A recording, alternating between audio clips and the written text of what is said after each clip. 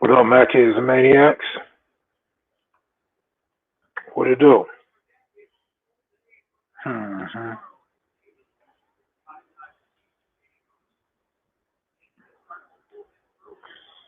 What's up with that?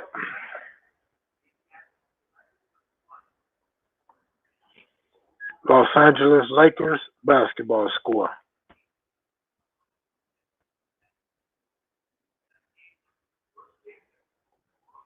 Hmm.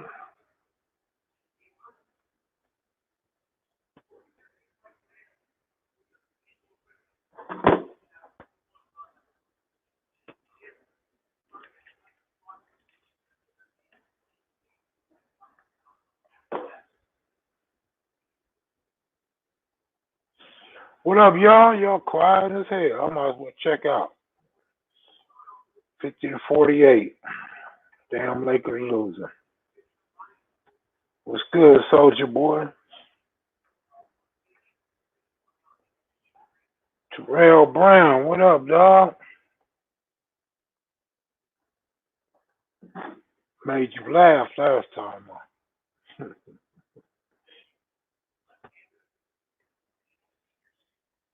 Watching college baseball, the worst shit ever. Looney Tunes.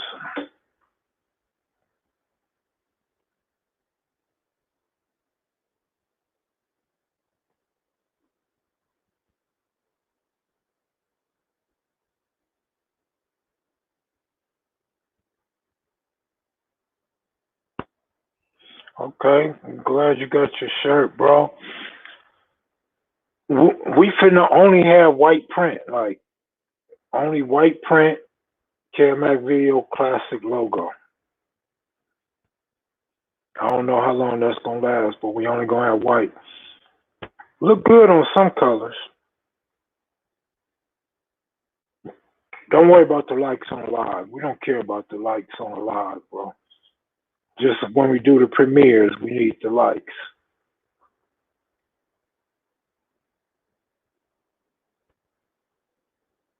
I'm a Pelicans fan now. I'm calling them baby Lakers.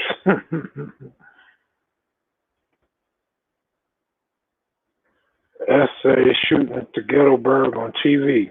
What city? LA? Fury about to get stripped of the belt. Was it cheating? What happened? What Fury do wrong? Because he punished that boy.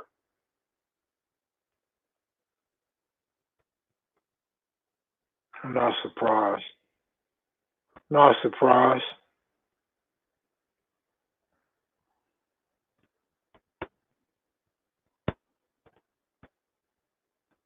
Quick question.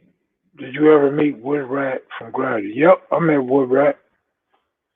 Took a picture of Woodrat at Black Dog from 111's funeral. I think that was my second time meeting Woodrat. I met Woodrat on Crenshaw.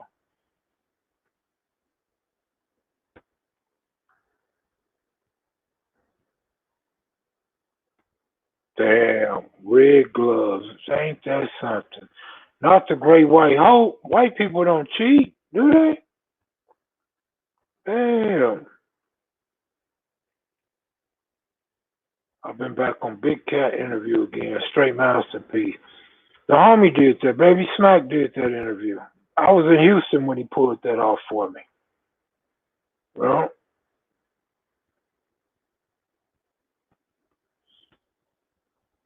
he said the gloves weren't rigged.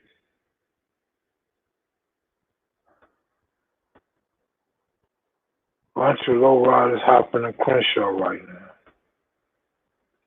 Them O's in the building. Brady did. Oh man, y'all hilarious. I just want to see Raider fans cheering for Brady this year, though.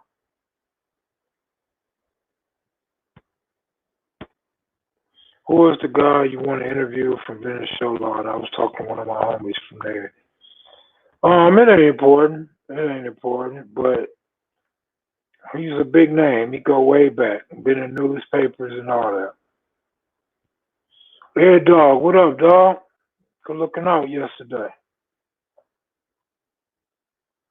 Lynn Wood in the house. Rockhead speaks highly of Big Wood Rat.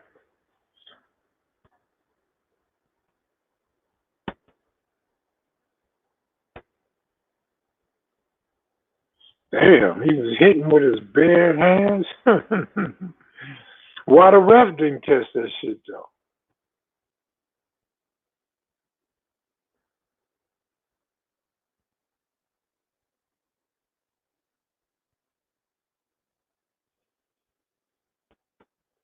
Ain't gonna happen, Kev. Carter's staying and Brady's staying. All right. Never know in sports. Owners and coaches be lying a lot, dog. Kev, come get the Kellys. Got some history on Park Game. 5-7 Compton. I'm pretty much booked up for a minute because I'm not gonna be coming out there too much. And when I come next week, I'm already booked up. So end of March, possibly. I doubt it though. Look like it's gonna be April, which I already said. April, I'm gonna be celebrating my birthday all month and watching baseball. So it probably won't happen in April, which means it'll have to happen in May or June. Anthony Davis MVP. Him and LeBron gonna compete for MVP. You already know that. But what happened to Harden though? I tried to ask y'all that last live, but don't seem like y'all can answer much about Harden. What they got, like 16 wins? Dodgers, bro, Dodgers. LA Dodgers. All day, every day. 4-14.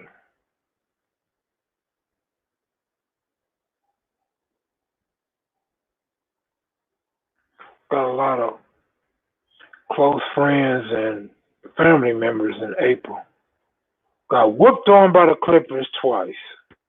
It's all good. Ain't no big deal. It's just a regular season. We still in first place. If that's the case, we could talk about all the teams that whooped on the Clippers because the Clippers in second place. It's just regular season, bro. No big deal. Kev, how you feel about your Dodgers adding Mookie Betts? I'm ecstatic. I was even looking for Mookie Betts authentic Dodger jersey yesterday, but I couldn't find one. LeBron punking the Bucks. I'm missing a good game, huh? Let me check one more time to see if it's on in Vegas.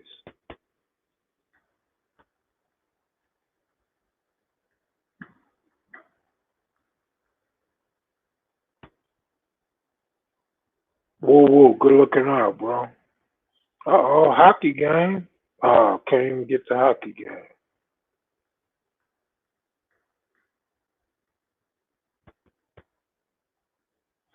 So what up, y'all? Everybody that left comments love the graffiti videos, but ain't nobody watching them. And I'm like, what the hell is going on? Our KMV video don't get 10,000. I guess nobody care about graffiti, right? Which means we need that graffiti atmosphere to come on to the channel and show some support. Let's get the likes up, the subscribers up, the views up. I mean, what's going on? Yep, Nipsey anniversary coming up. So I got work to do. Coronavirus is the real gangster out here. I like all sports, bro. Woo Woo done stepped it up. Good looking out, bro. Appreciate it. I don't know what's going on, but appreciate it. Coronavirus is a joke.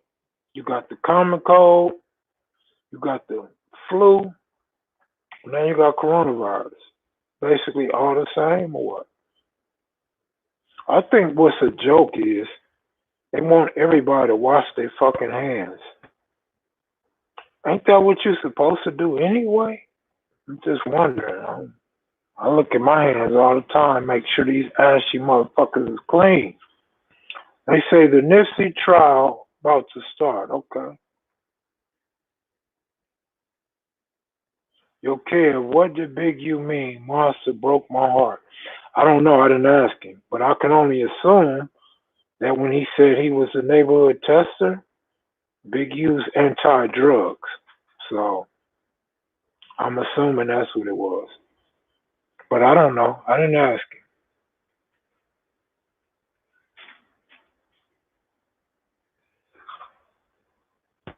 Syracuse, New York, checking in, hitting that like button. Amazing job, my brother. Good looking out.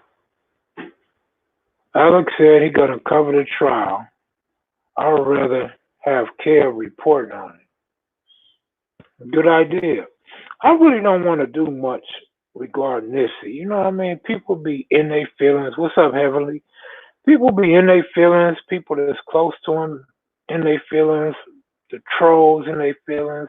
Conspiracy theorists in their feelings. It's a sensitive matter for the family.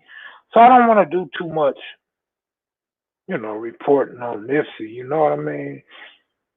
Just not nothing I really want to do. Um, but it's crazy, man. Death just make people like crazy. People will, you know how family do. Family hate you.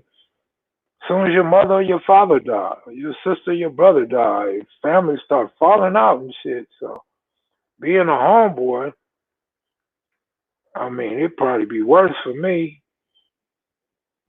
I'm just saying. But it's a lot of emotional people over several big deaths the last year. Yeah, we need to set up a Thunderdome so I could fade one of your fans. You mean one of my fans? Is that what you're trying to say? What up, Hutch? What's up, Kev? Not much, man. I know you want to speak on Melissa C. Blue from Paris, France, right? Yeah, I just wanted to, touch on that, members from other countries, Go ahead. I What you mean, think about that, Hutch? I don't really see a problem with it. I mean, the whole point is if you grow on your base, you grow on your base wherever you grow it. It's one thing if somebody just pick up, assume something, and take off running with it. Yeah, I would have a problem with that. You know, I mean, just because this ain't no joke. People done paid with their lives. They done paid with blood, body parts. Um, you know, so I mean, just someone just picking up something and just saying, "Yeah, I'm with this, I'm with that."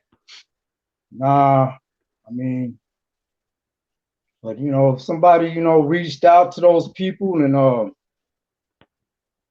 people and wherever they had accepted it, hey, why would anybody else have a problem with it? Mm-hmm. I mean, it's spread all across America, so people in America come from a lot of places.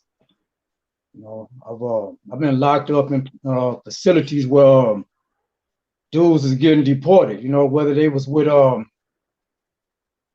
know, Threat or whatever clique they was with, they're gonna take back what they picked up during the times that they was on the streets of America.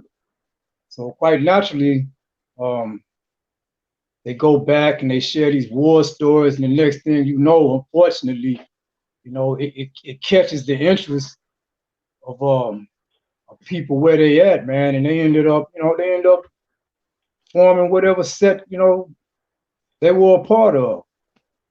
I mean, you Let me see a- that. let me ask you what you think about people that claim a hood in LA and don't never come to LA to their hood and Yeah, don't I even got a know where they problem with hood that. at. I got a problem with that. That's crazy as hell to me, man. I can't understand that. I don't understand that. I mean, I could have.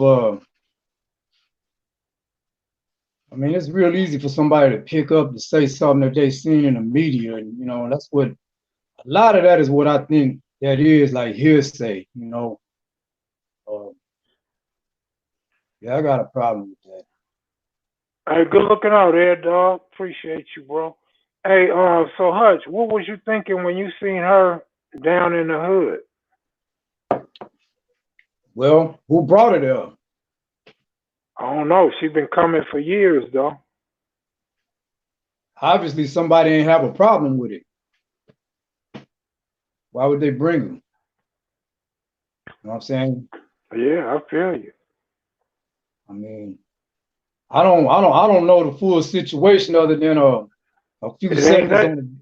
It ain't nothing else to know. But she was in the hood, and she had been coming there back when Nipsey was alive. She had been coming and taking pictures and donating, spending money in the hood at the Marathon Clothing and other black businesses in the area. I don't know. That's all I could tell you. I don't I know. understand why, if people in the hood embracing her and nobody checked her. I mean, why get on the internet and check her? I mean, she there and she's available for someone to check her about, her pedigree. Check her, Q said they was dissing her because she was claiming 60s. He said if she would have claimed any other hood, they wouldn't have said nothing. What you They think would have about said that? they'd have dissed her no matter what she claimed, man, because she got an accent. That's just like, Okay, um, look. Let me stop you real quick. Melly Mel is the one who took the video and posted the video. right, They right. not they not on his page dissing her. Nah, that says a lot. That says a lot, man. I don't understand why brothers, whoever it is, get on here and hate on you like that, man. Like, why would they hate on? And anybody hate on you, man? Something wrong with them in the head, man. They sick, man. We Uh, talking about Melissa C. Blue, the one that on my Instagram page. She's done concerts and promoted concerts with Snoop Dogg and been with Q Ball from Broadway and Marathon Store on Crenshaw. Just she's been around for a while, man, like yeah. 22 years. Oh man, it's nothing to be said about that. 22 years, she I with mean, it. that's what she say. I ain't been seeing her for 22 Oh, years. okay. I mean, I don't know. I don't know her, so I mean, obviously somebody can co-sign for her to, pull up. Um, I don't know, man. I don't know, man. I would have a problem though if she just pulled up on her own and just said, "Yeah, I'm with this," and that's that. I'm with it, just out of the flu like that, just tripping, man. Just come on, man. So what's up, man? What you been doing out there in H-Town? Just taking it day to day, man. Just taking care of my pops and try to keep my people around me. Try to encourage them to get into stuff other than being out here in these streets. Um, How are your homies doing that I met out there? um, they for the most part they pretty good, man. One of the homies is locked up, man. That was on the video with me. Yeah, Let this. me guess. The little short one? No. He's Oh, straight, okay. All right. man. You gonna it's I hate these man. Shad, man. Shad got locked up, man. I thought he had a rap career ahead of him. Yeah, he Man, does, man. You know, when you from here and you out here on a day to day, man, it's easy to get caught up. It's it's real easy to get caught up, man. And you know, he was moving in the lane he was moving in. that's how it go. You know. You already know. I try to keep I still try to share with everybody, just kind of like Killer Martin was talking about, man, getting in these trades, man. You can't go wrong getting into these trades, man. You know, uh, like I'm a welder. You know what I'm saying? By trade, I'm a welder. Mhm. Other than other than the bullshit I did for the, prior 30 years. Before, I got into this. I got into the trades kind of late in life, So it's man, it was all good, man. Once I started, even, So a dude, man, a lot younger than me, man, in their 20s, man, you get into. I'm a welder, and a pipe fitter. Man, the wages out there in California, especially in the Bay Area, oh my God, you don't need this. You don't need to slang nothing. You don't need to get caught up in the madness in the street. Just starting out as a entry level apprentice, man. You coming in at damn near $30 an hour up there, man. Man, yeah, deep. Yeah. You starting out at like 25, 26. I wish somebody would have told me that when I was 20 years old, man. Hey man, you wasn't gonna turn different, man. You wasn't gonna turn the sack down for no job, man. Oh man, I don't know. That's the problem. See, now that everybody got all these felonies and older, and now everybody want to work and want a good wage. You know what I mean? But back in the day, you go look at old news clippings, old documentaries. Everybody always talking about, oh, you could make thousands in a day. So nobody want to be apprentice. You know what I'm saying? You might make $300 a day, $200 something a day, but you're gonna sell a whole ounce broke down on the block. You know what I mean? In less than a day. Well, it's funny you said, because that's kind of true with welding. Actually, the pay scale in welding didn't start going up, man, until probably like the late 90s, early 2000s. It shot up, man. It was pretty stagnant, man, it was pretty much the same for about a 15-year, maybe almost a 20-year period, man. And then come the 2000s, man, it just, man, union, non-union jobs, man. Man, you are the dope man. You don't need nothing. You don't need nothing doing that. It's just, can't be scared to get out there and put in work. For me, it was easy. I used to spend 10, 12 hours a day on a block, you know what I'm saying, trying to turn a apartment complex into my personal kingdom. And I did it, did it at a great cost, but I did it. You had your own New Jack City, huh? Man, before that was it, we talking in the 80s, man. We didn't even know man, we was the blueprint for New Jack City, man. When I first seen that movie, man, me and a couple of my partners, man, we laughed like, damn. Like, I wonder where they got this from, But so Heavenly, obviously that would be a good question to ask her, because I'm not the one to ask. I don't know her. I ain't met her. I just talked to her through social media, but you're not supposed to answer a question with a question, but I would answer that question with a question if it was posed to me. And my question would be, are all these rappers that's talking about killing everybody and riding around in Rolls Royces, that they put in work?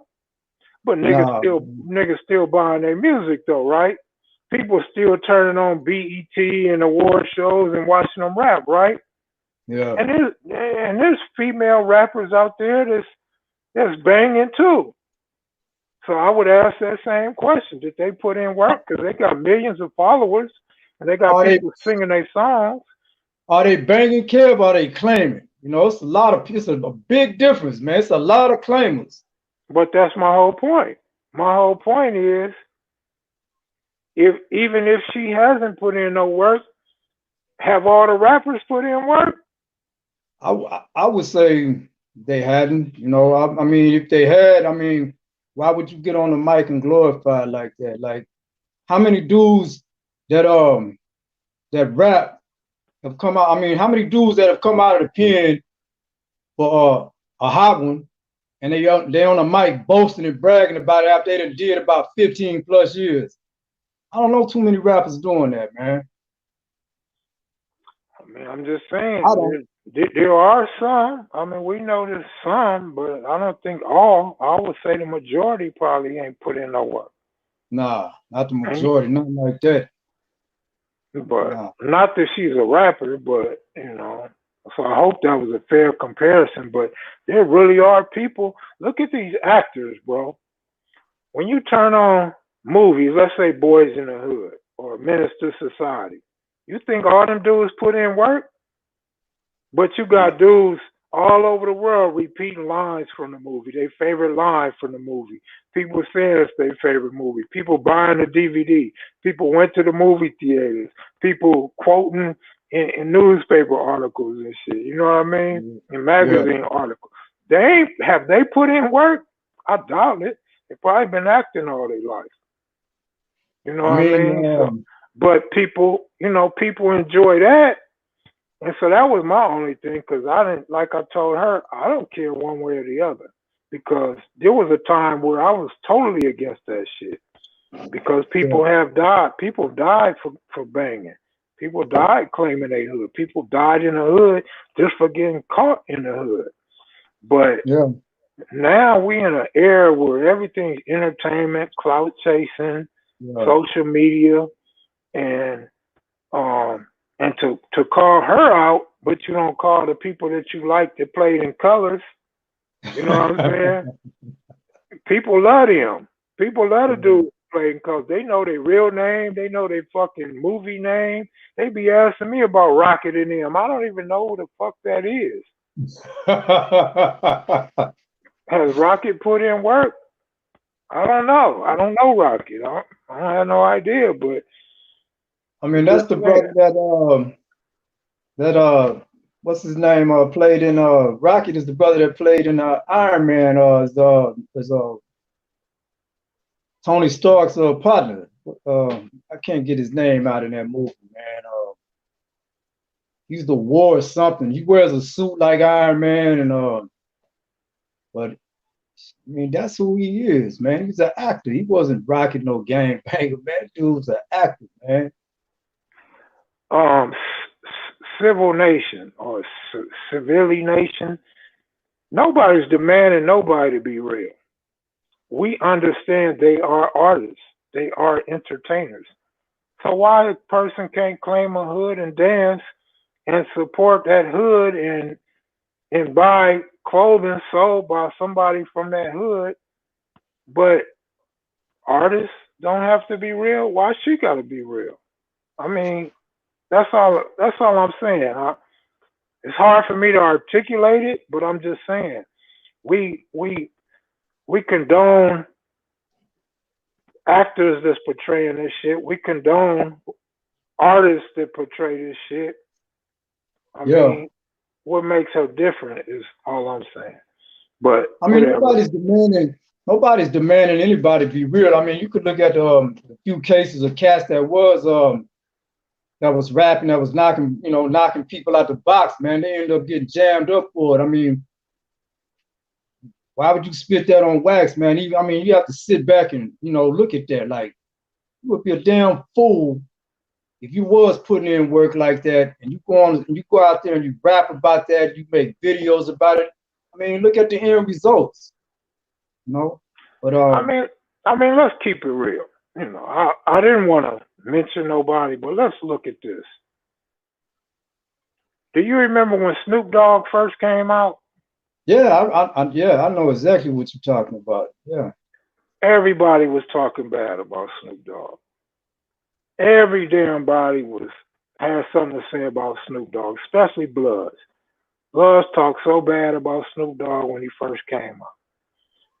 Now, how many every years later, look how many followers he got. Look how many people watch his movies. Look how many people watch him on the cooking show. Look how many people follow him on Instagram. Look how many people bump his music or have yeah, bumped his music. You know what I'm saying? Now he's a G. yeah. Look. Terrell Brown say he was a G though. But he wasn't a G back then, according to popular opinion.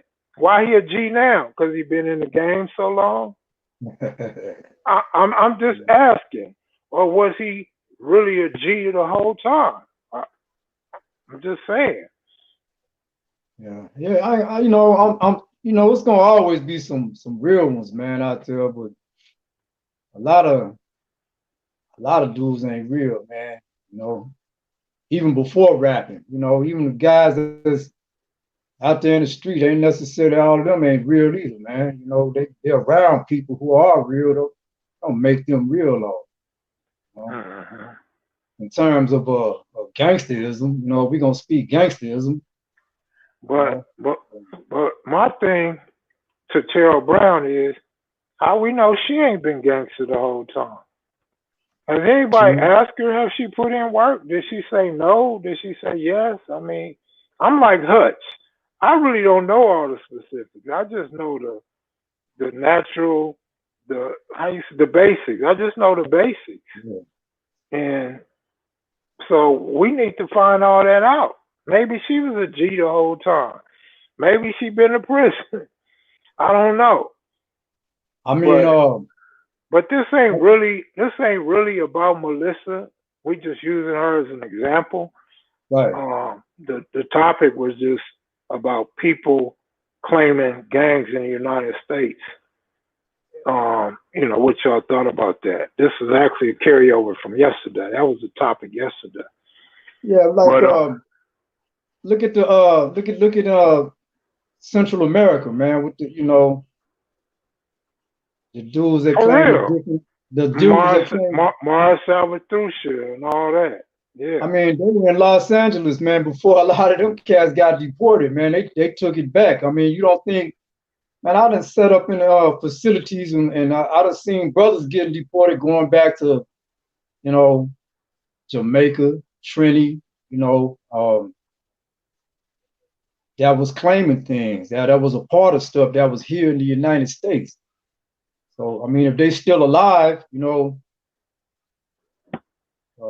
because I mean, sometimes we would hear in the pen like, you know, such and such, man, you know, they deported him, and you know, a week or two later, man, somebody done rubbed that person out, man, and so but if they survive, you know, who knows what they might have spread wherever they went, you know. I mean, I've learned a long time ago, you can't underestimate anyone, man. You don't know. Exactly. That's what I try to tell people. It don't matter Matter from of where fact, they from. I mean, matter, because you can die in the smallest town in America, man. hey man, wherever there's a gun, wherever there's a knife, wherever there's a bat, whatever, you know what I mean? It's just it's just one click or one swing. You know what I mean? Yeah. So I tell people all the time, it don't matter. The person that, like Monster Cody said, you don't have to be a killer to kill somebody. No, You know you what I don't. mean? Anybody That's can kill somebody, the but are you scariest willing? dude. Yeah, scary dude gonna kill you quicker than a dude that ain't scared of you. Yeah. Yeah. I know I met a brother like that and well, I ain't gonna say he was scary. I can't say he was scary, but I met a brother out of San Antonio, some cats out of San Antonio years back in the pen, and one of them had maybe some people out there may know the situation, but he had smoked one of like supposed to be one of the baddest dudes in San Antonio. You know, like dude was supposed to be like untouchable, you know, like you know, you don't fuck with this cat. You know, came down to the situation where dude wanted to live a little bit more than the next guy. So guess what? He took that bad motherfucker out. Mm-hmm. You know, shit, that's just how it went. You know, Mm-hmm. I'm sure there's plenty of stories like that across America, man. You know, uh, I done seen situations like that in my hood with uh, dudes who had hands. Like there was a guy named Julius years and years back. He was like the fastest cat with them hands, man. And he got into it with somebody. Dude was scared. Dude pulled that gun out, shot him, man. Mm-hmm. He couldn't beat her. He couldn't whoop this cat. He probably would have, and Dude probably would have shot him, but I mean, he was so scared he didn't want to deal with the shit. Hey, Yeah, Hutch, just don't. they want to know who you are, Hutch. Who am I? Yeah. What do you mean? Who am I? Introduce yourself. Oh, I'm Hutch, man. I'm Michael Hutchinson, man. I'm from the south side of Houston, Texas. Hiram Clarke. I'm from a set called Hiram Clarke Band. We've been around since 1981. Yeah, I interview Hutch. I interview Hutch on this channel, and then I put a video up on the other channel as well. I met Hutch when I was in Houston. What? How long ago, Hutch? Oh, a little over a Over a year year, ago. yeah, over a year ago, man. Yeah. Yeah, yeah. I've been I mean, a lot of people out here know me. I mean, it ain't nothing to really boast and brag about. Really just chill, keep to myself. Take care of my family. Blessed to have a grandkid now. And years ago, I would have never thought I could have had a grandchild, man. I didn't think I was gonna see 21. Hmm. They used to pump that. They were pumping that madness to us in about the early mid '80s. A black male would not make it to see 21. Hmm. My man said it's all good. He lived out there for a minute. Richmond and Highway 6. Yeah, I know where you at. Yeah, Richmond and Highway 6. That's a cool little area. It's a lot go down out there in the southwest. Southwest Hmm. part of town, man. What's up with your Rockets, though?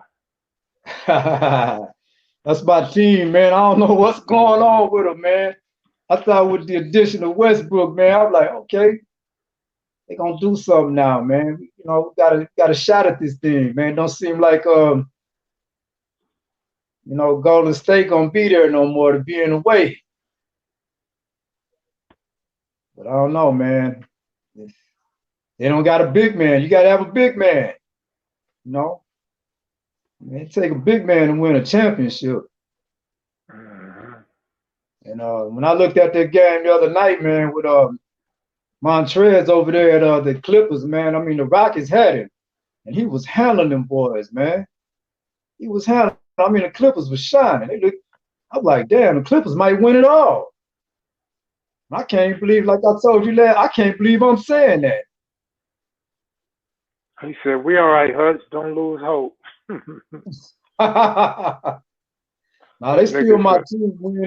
Win, lose, draw. I'm gonna roll with them. I mean, when they ain't doing nothing, hey, I gotta be real, man. They ain't doing nothing. I mean, you get beat down at the house like that. Come on, man. A beat down is a beat down. I thought Westbrook would help y'all, but I still didn't expect y'all to go nowhere. But I wasn't expecting this bullshit. me, man, me either, man. It's like they kind of like just past a mediocre team, man. And I don't know, man. It just don't seem like they own this year like they were last year, man. Mhm. I'm kind of let down by that, man. I look forward to seeing them. I my look man, forward to seeing them do their thing. my man But so said, what "What?" about the team?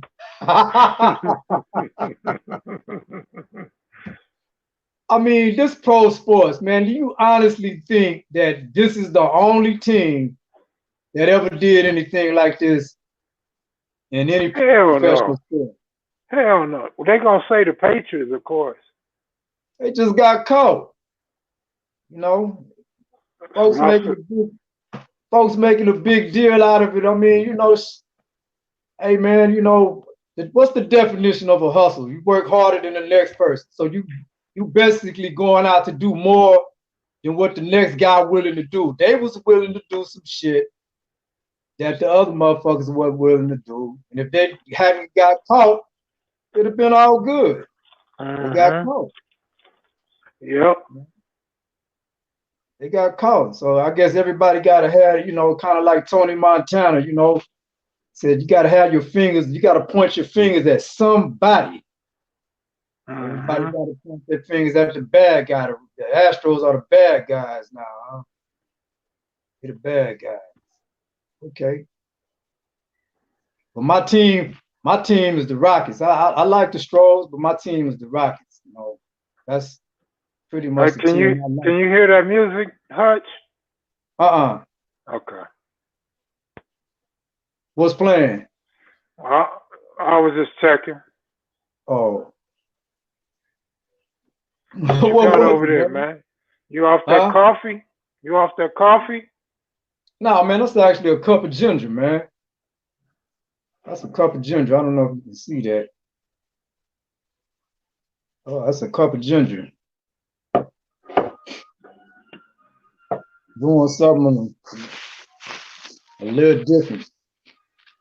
Kind of had a little sinus going on, man. So I thought I'd drink you some ginger, man.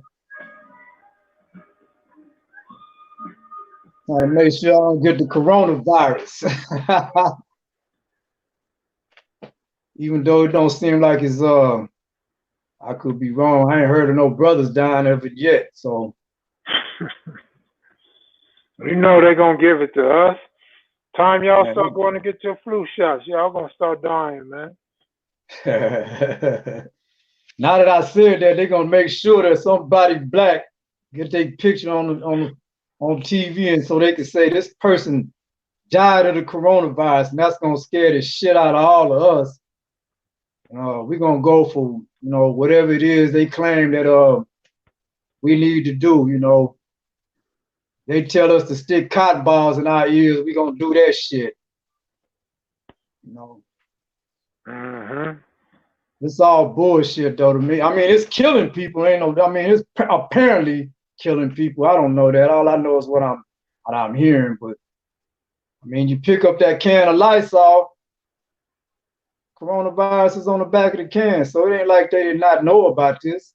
I bet life insurance going up right now, boy. Everybody going to get that shit.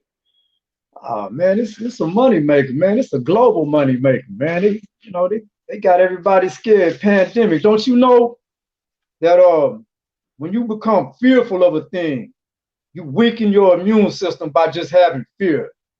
So if you sitting up and my pops, he like to watch CNN, so by default, I'm helping him, and I hear this a lot. It's like, damn, you hearing this shit all goddamn day long, and if your willpower, your mind, not you already adapt to be strong, or you just not already someone that's given to fear. I ain't given to no fear, but if you given to everything that the media says, and you done already pre-programmed yourself on a genetic level that, oh my God, if I get sick or I get anything, it's gonna kill me. So you done already set yourself up for a failure. I mean, that's my opinion.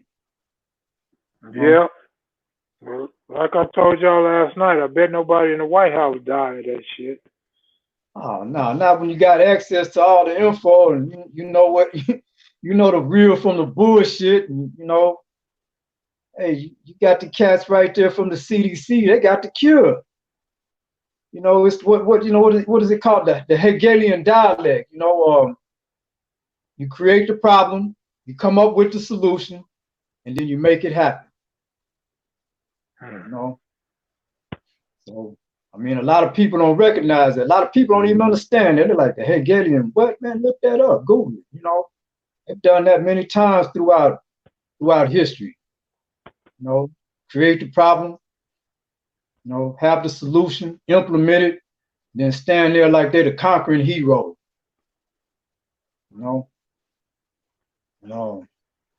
Yeah, a lot of people think the New World Order coming in, they're gonna make everybody stay in their house and shit. I mean, the New World Order's been, whatever that is. I just call them those that know, because who is this supposed New World Order? Who are they? Can you? Nobody. I mean, you could identify them by their actions. I mean, just look at this program they're running right now. This fear with this right now, man. Before that, it was SARS. Before that, it was the swine flu was supposed to kill everybody. You know, Hey, China has 2 billion people, so they don't have no problem testing out these things over there on them. They trying to knock off a lot of people, man, because that makes it just um one less person who could become a threat, man, to the regime, you know. So they don't have no problem knocking people off over there, man. And then, you know, it's funny how a lot of these diseases end up they killing all these other people, just like you mentioned, AIDS. And then the next thing you know, it'd be the leading cause of death in the black community all of a sudden. You know, that's because it's, you know, it's different strands of these things, and then they just tweak it and find the one that's gonna, you know, wreak havoc on our melanated system. By the hey time man, they do that, you know, I then thought what? Then, I'm sorry. Go ahead, Kev. no, I try to tell Chico Bean, man, the people in the comment section funnier than them comedians he on stage with. These dudes be killing me, man. They be having me laughing like a motherfucker. What they said, man. Man, every election year they come out with a new disease. Uh, Yeah. What did Goldie say? He said, man, when they said coronavirus, I said, damn, I'm going back to 8 ball.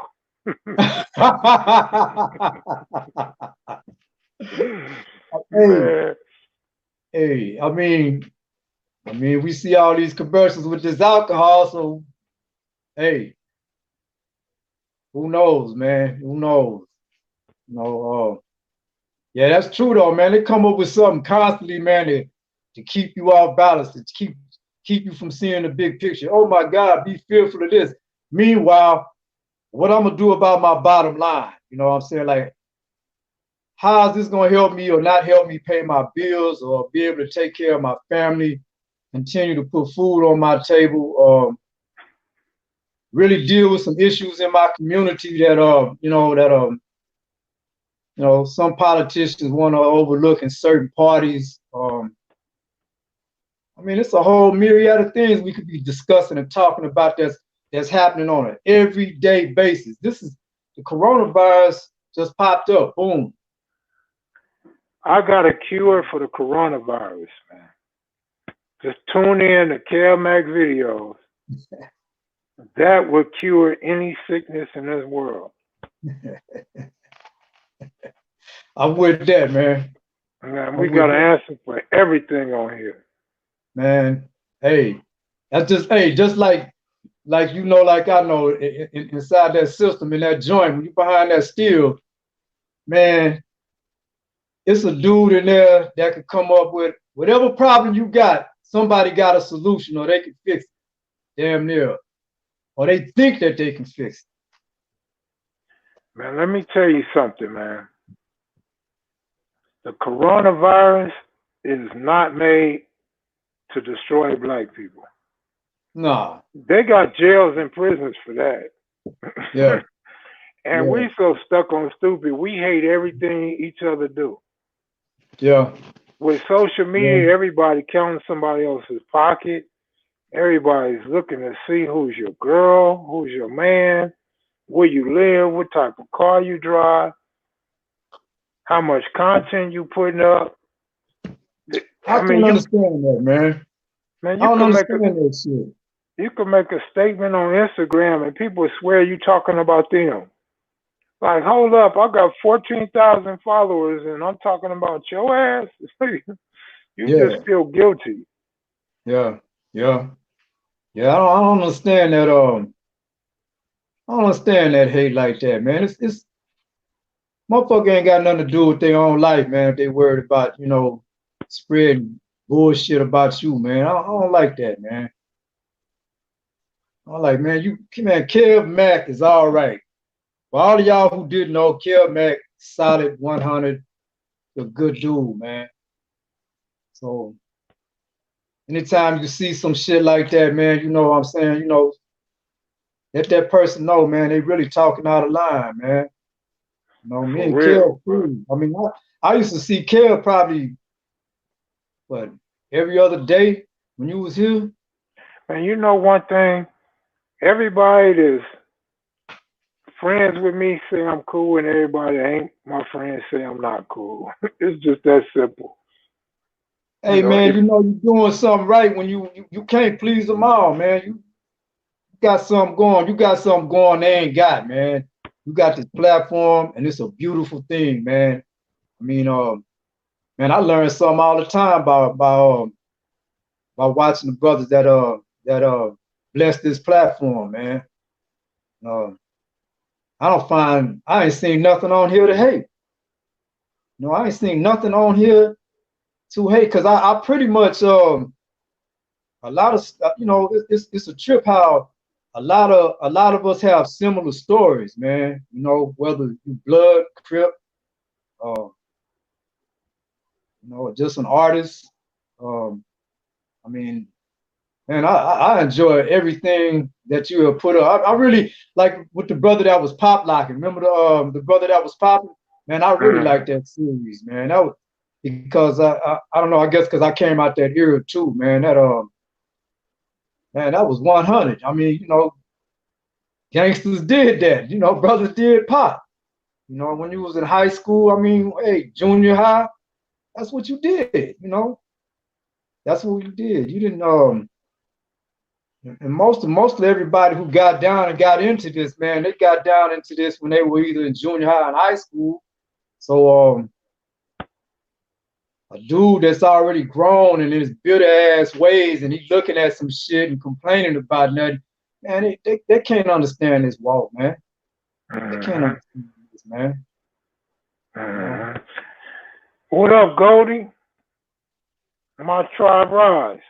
You my wanna tribe come? rise. I like that, Goldie. I like that, man.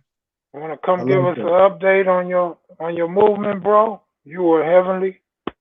They probably want to see heavenly more than they want to see you, though, bro. that.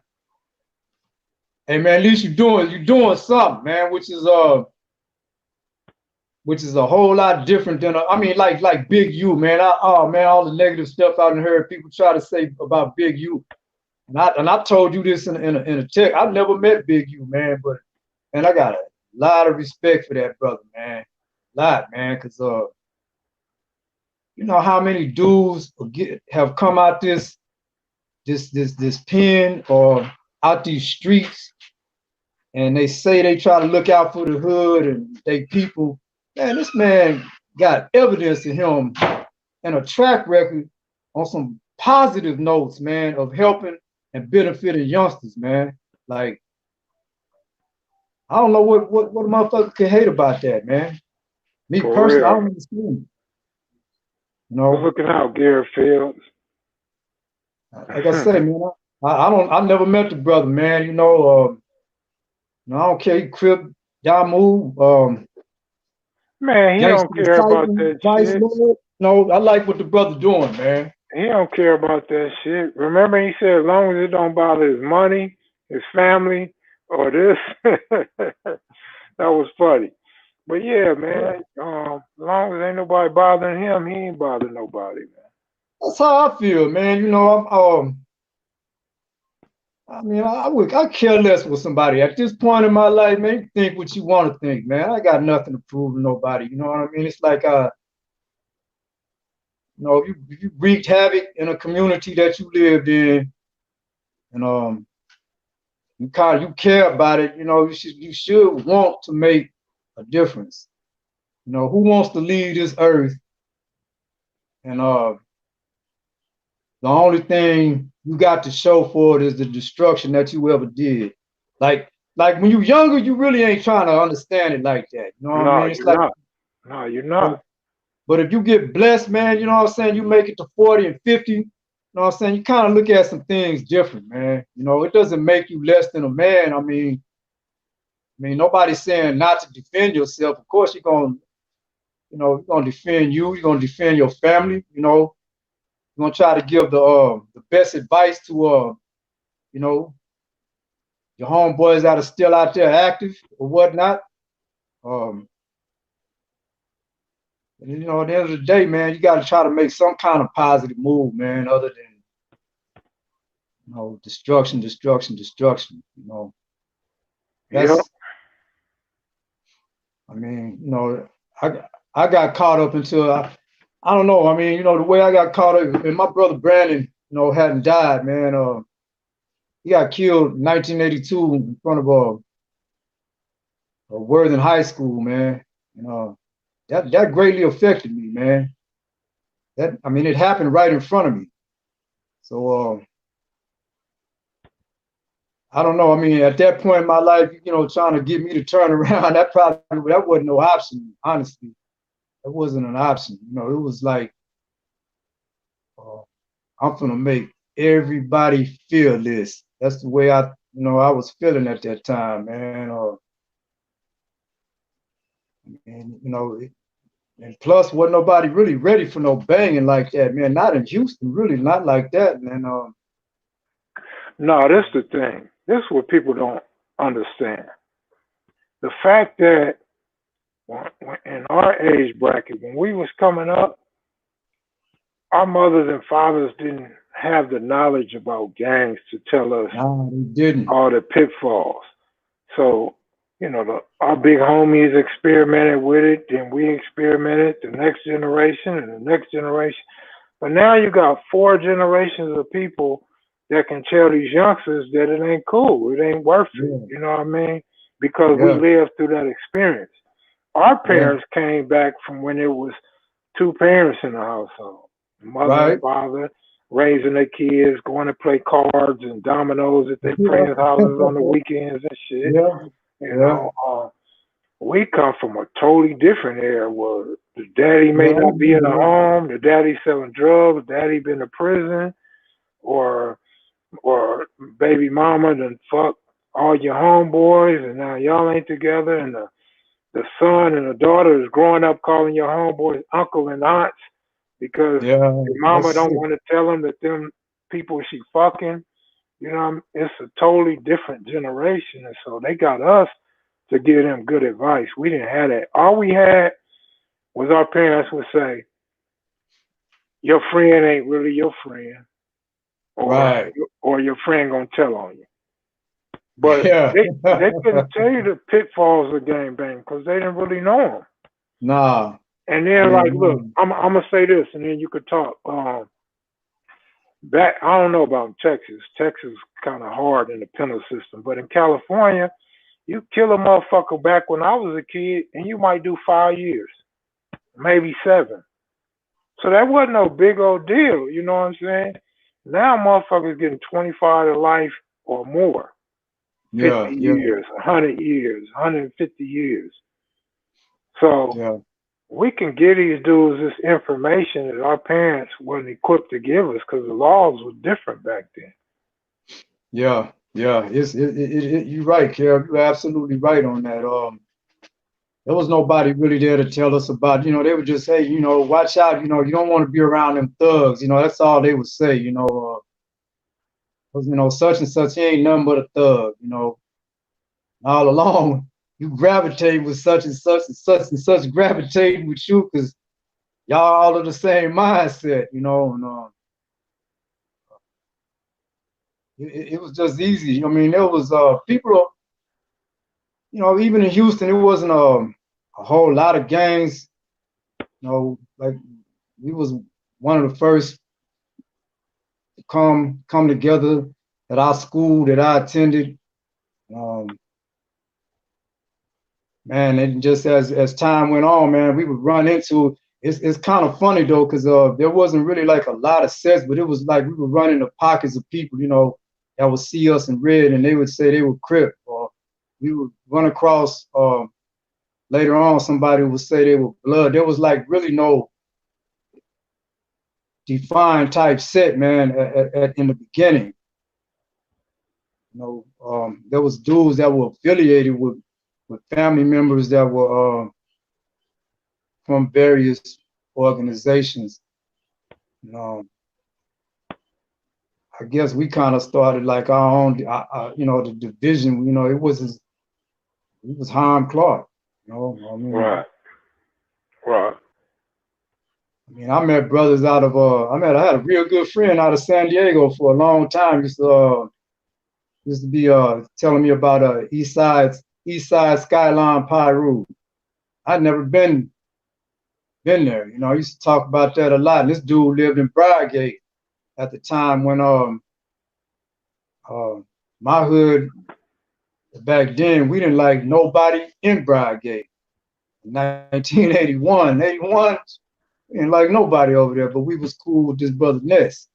You know what I'm saying? We was cool with certain people, you know. Hold on one second. What's up, man? Oh no, I'm watching you. Oh, okay. My son Oh, that's right your there, son? man. Come here, Young man. blood, I said, what's up? Come here, man. That's my reflection, man. What's happening, man? What's happening? How you doing, man? I'm all right. You holding it down for Pops out there? Yes, sir. Yes, sir. All right, now, don't get too happy, man. You know, his mama gonna be yelling at you, man. Like, why you got that boy in front of that camera? Even worse, she gonna be yelling at me. She gonna kick back and laugh. If I say something to him, she gonna look at it. She gonna slap that red cap off your head. Hey, I got this on because I ain't braided up, man. When you see me like this, it's because I ain't been braided up in so long, man. You been on them? What? You been hitting them weights, Hutch? I've been doing push-ups, but I ain't been on the iron like you saw that iron, that weight pile I had back there in the backyard. Yeah. My son, he be out there on it. Him and his partners. I'm gonna get back on it though. Pretty tough. I mean, I was already kind of yoked up once upon a time. I did 3 push-ups the other day. I still got a little something, man. Yeah, I see your little rock. Hey, man, I saw that hard workout you was doing, man. I was pulling for you, man. I couldn't lift them 50s, man. I had to go to the 10s. Hey, you was in beast mode. Yeah, I got a lot of working out to do to get back in shape. You was in beast mode, man. Man. I remember being in when I was in the joint, one joint I was at, they had stopped having free weights in TDC, just like in an open area. So you had to be inside of a cage, you know what I'm saying? You had to be of a certain custody class. You had to have a certain behavior, basically. And to be able to get into the free weight program, they called it. That was like an incentive to try to control, violence inside the system, because everybody want to, hit the joint. You want to get yoked up, you know what I'm saying? But you can't get in there unless you got a certain level of custody, man. That they feel like you someone they can trust, not gonna kill somebody with the weights inside there. And I can kind of understand it because I'd have been on units, man. I'd have been in a unit where it used to be like, I'm not sure if California is like that. Like they'd have the free weights and then they'd have the universal machines, but it was all in the open area. But what happened was, you got 2 opposing groups, usually of different ethnicities. You know what I'm saying? And somebody gonna pick some shit up, man. It's gonna be some shit, and it usually don't turn out. It wasn't turning out too good. I don't know if they're doing anything different in there or not, but I know when I was there, they had. I seen when they had ended that shit, and man, that was the thing, man. Try to get in that free weight program, man. No, I never interviewed Spider Loke, player. I haven't done that interview. Yeah, man, keep up that workout, Kev, man. You might be on them 15s next, man. Hey, there go my partner right there, man. You get to meet Jimmy when you come out here. Okay, Sir Jimmy. Jimmy's full of knowledge. Just don't talk about Raymond Watson, no, Hutch. As long as you don't talk about Raymond Watson, Jimmy is the nicest guy you'll ever meet, dog. I like Jimmy, man. I No, like Jimmy. Jimmy's a cool dude, man. I Jimmy's a like cool Jimmy, dude. man. Jimmy won't admit he was a bully though. I'm just waiting for the day that Jimmy come out and say, you know, they called me a bully back in the day. He won't do it. Jimmy That's interesting. That's Jimmy was interesting. Jimmy was a bully. He used to take dudes' candy when he was in school. He'd take their candy and take their girlfriend. That's a bully, right? Yeah, that's kind of like the definition of a bully, you know. Jimmy would put Jimmy would put people in trash cans. I ain't lying, man. I'm telling the truth. Yeah, yeah. I just want Jimmy to admit it so he can quit calling Crips bullies. I think Jimmy was a Crip, man. Jimmy was a Crip and ain't telling us, man. Yeah, that's tough there, man. Putting them in the trash can. Hey, I'm joking about the Crip part though. I was just joking. I don't want nobody to get the wrong idea. It was a joke. But oh Jimmy man, was a bully, dog. it's all good, I met man. a female with Jimmy and said Jimmy was a bully. Oh yeah, I think oh, I think Jimmy. 'cause Jimmy wasn't taking leather jackets, he don't consider himself a bully. He like candy and girls don't count. Bo Johnson, good looking out. No, that's Jimmy, interesting. you That's could man, interesting. man, Oh, go ahead. What's up? you could conversate with Jimmy all fucking day, man. Good conversation.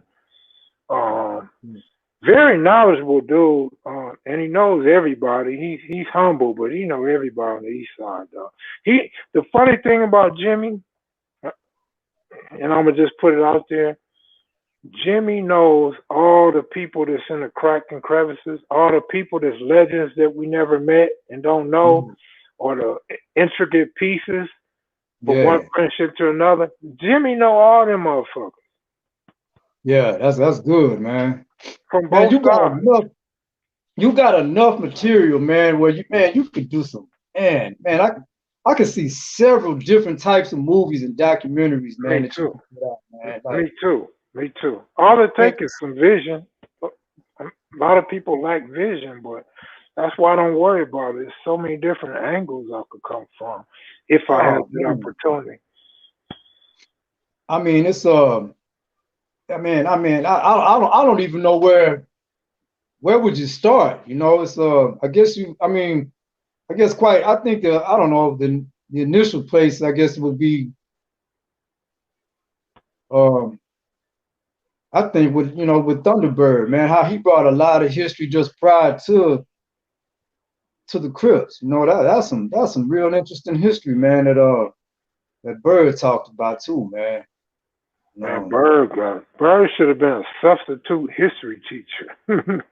actually, man, all the brothers, man, that you've had on there, man, that man in their 60s, man, all them cats, man, got some knowledge, man, before this thing ever took off, man, that need to be heard, man, because I think a lot of people got the perception of blood and cripping, man, just really messed up, you know. Um, Of course they do, because you know why? Do you know why? why is that? Because Europeans have been writing about the Crips and Bloods all Yeah, these years. We don't yeah. have black people writing about 'em. Man, there was a book, man, I read in the joint, man, and must have been like 90, 90, early 90, 89 or 90. I think it was a white lady that wrote this book, but she was quoting a lot of dudes, man. I can't Leon remember. Bean, you talking about Leon Bean, the one that interviewed Monster Cody and a few other dudes. Like, yeah, like way back, right? Yeah, Yeah, that was before Monster's book came out. Yeah. yeah, it was a lot of misconceptions in that book too, though, man. I Well, remember reading. one problem we always had, and we still kind of got that problem, is a lot of us when we get that camera in our face, or in her case, a book. Sometimes Yeah, people just say some of the craziest shit. You got to yeah, remember, we all wasn't working with a full deck, and we chose the gangbang, and we thought it was fun and the right thing to do. So we already was missing some screws. You know what I mean? Like Yeah, the yeah, shit we was doing wasn't no normal shit, and we thought it was yeah, normal. yeah, Like we talk bad about people that didn't gangbang. That's how yeah, fucked up we was in the head. We didn't know no better, yeah, and so people. I'm not saying me or you, but people get in front of that camera and they say some of the damnedest things, bro. And yeah, so it comes out fucked up. But yeah, again, you still talking about no matter what they said, still a European writer gets the last say so when they write up their article. You know what I yeah. mean? So they can always put their spin. You know, media is powerful. It's a powerful Oh tool, bro. man, And it's so you powerful, can, man. yeah, so you can spin it however you want. You know what I'm saying? Like you could give me a story, and you could get the same story to a white dude, and when we write it up, they not even gonna come out the same. Cause No, no. I'm gonna, That's why that's what makes this is what makes your platform very important because you are independent black media, man. And you know, we need that. We need a Kev Mac. You know, we need independent black media like this, man, because man, you know, our story gonna always get messed up if it's told from somebody else's perspective, man. And that's what happens, you know. We gotta have we gotta have, and everybody need to you know, support the brother, man. You know, support him man, because you know, it's just crazy, man. Whoever does the writing or does the editing can give whatever story they want, whatever their angle is. Especially like I was saying about the YouTube videos. You know, they can take whatever you say and change the narrative of what you're saying. You know what I mean?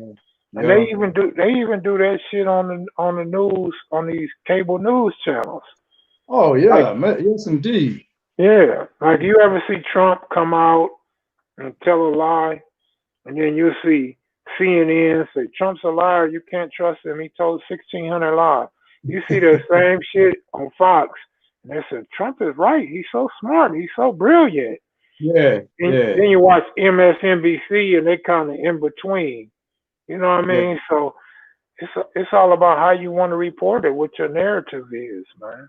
yeah, yeah. I mean, but we gotta have you, Kev, because I mean, you know, stories. I mean, you brought realness. Like, there's a lot of people doing stuff. You brought realness, you know, with in a sense that I hadn't seen with anybody else. I mean, no disrespect to other platforms. I've seen some other stuff, and I like a lot of things that I've seen. But I mean, you brought originals. You brought, you know, frontline, um, firsthand, you know, stories, man, information that we ain't talking about the, you know, from guys that, you know, I was near, well, I was, you know, cool with such and such who was cool with, you know, the OG.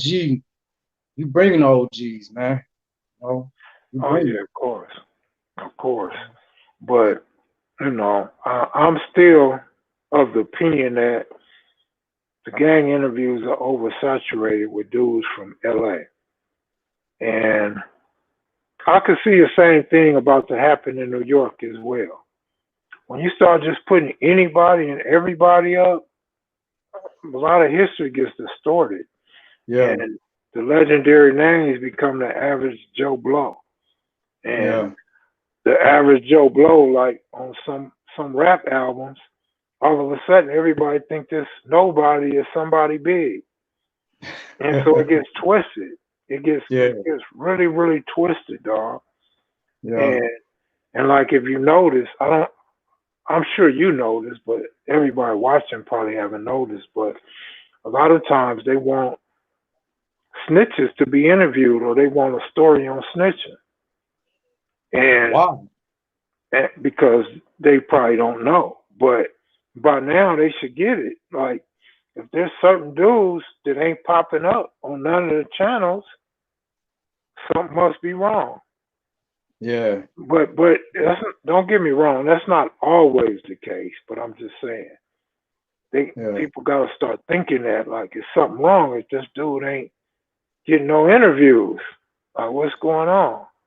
But I see a lot of people asking you for, hey, interview this person, interview that person. All the time. But in my case, it's not.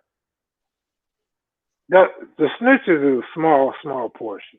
In my case, it's usually I've already reached out to these dudes and they didn't want to do an interview with me for one reason or another. And I've had several people, always dumb moves, of course, but I'm sure they feel the same way. They think I'm gonna give a not so good story or opinion of them. They think I'm gonna make them look bad, and that ain't what I'm trying to do. My thing is only you can make yourself look bad. Yeah, that's it.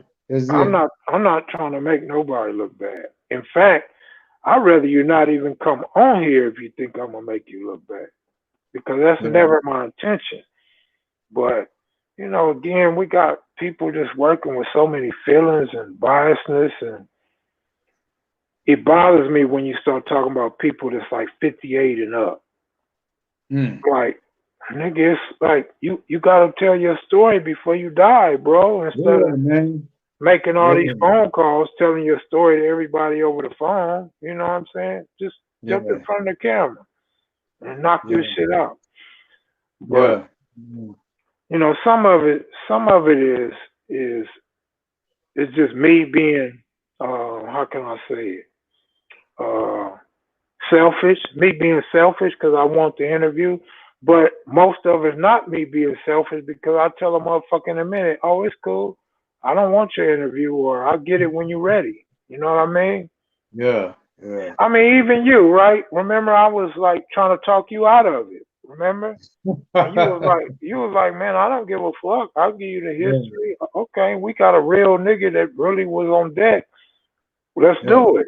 And I'm like that with everybody. I don't need your motherfucking story, but if you are a willing participant, come on, let's do it. Let's get it done. Because I'm gonna give you the light in a good fashion. The way you want it to be presented is how I'm gonna present it. Yeah. I mean, I don't know why they feel that way about you, man, but I mean, you 100 in my book, before the interview, and you 100 now. So I mean, I'm Hutch before I'm a Damu, you know what I'm saying? As a man, I respect you a lot, Kev, Crip or no Crip, I respect you a lot, man, just for what you're doing, man. And I mean, I love it because it's it puts a human face to what people will perceive of us as terrible beings. And we all ain't terrible, man. Some of us just made some bad decisions. That's it, man. We made some choices, man, and we get blessed to go past some of the bad choices, man, and we come out on the other end, and we, we're in a position to, speak on that.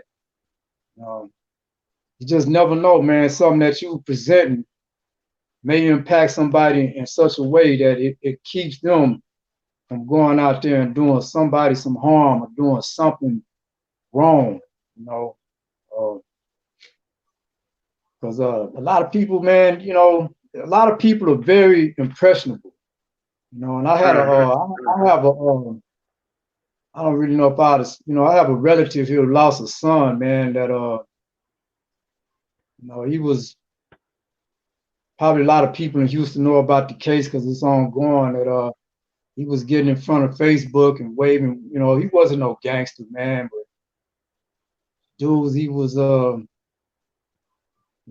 getting on that Facebook and doing all that stuff with, they took it another way. They went and took his life. And So man, yeah, to share the stories and then to share the reason why you really don't want to get on with this, man, and go on and do something different. Hey man, somebody that been touched by the stuff you done did. You can believe that, man. Oh yeah, I used to get that all the time.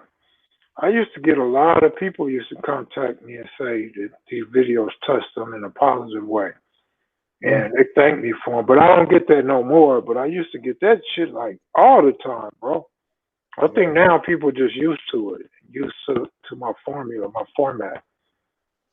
Well, you always gonna have somebody. Word of mouth is the best advertising anyway. You know what I'm saying? So, uh, I you know, agree.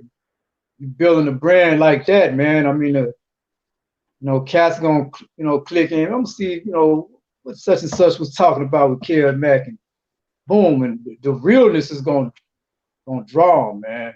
The realness is gonna draw 'em. And it's gonna be something said that's gonna open up somebody's mind, not just their eyes, man, their mind. Because your mind is the real eye anyway.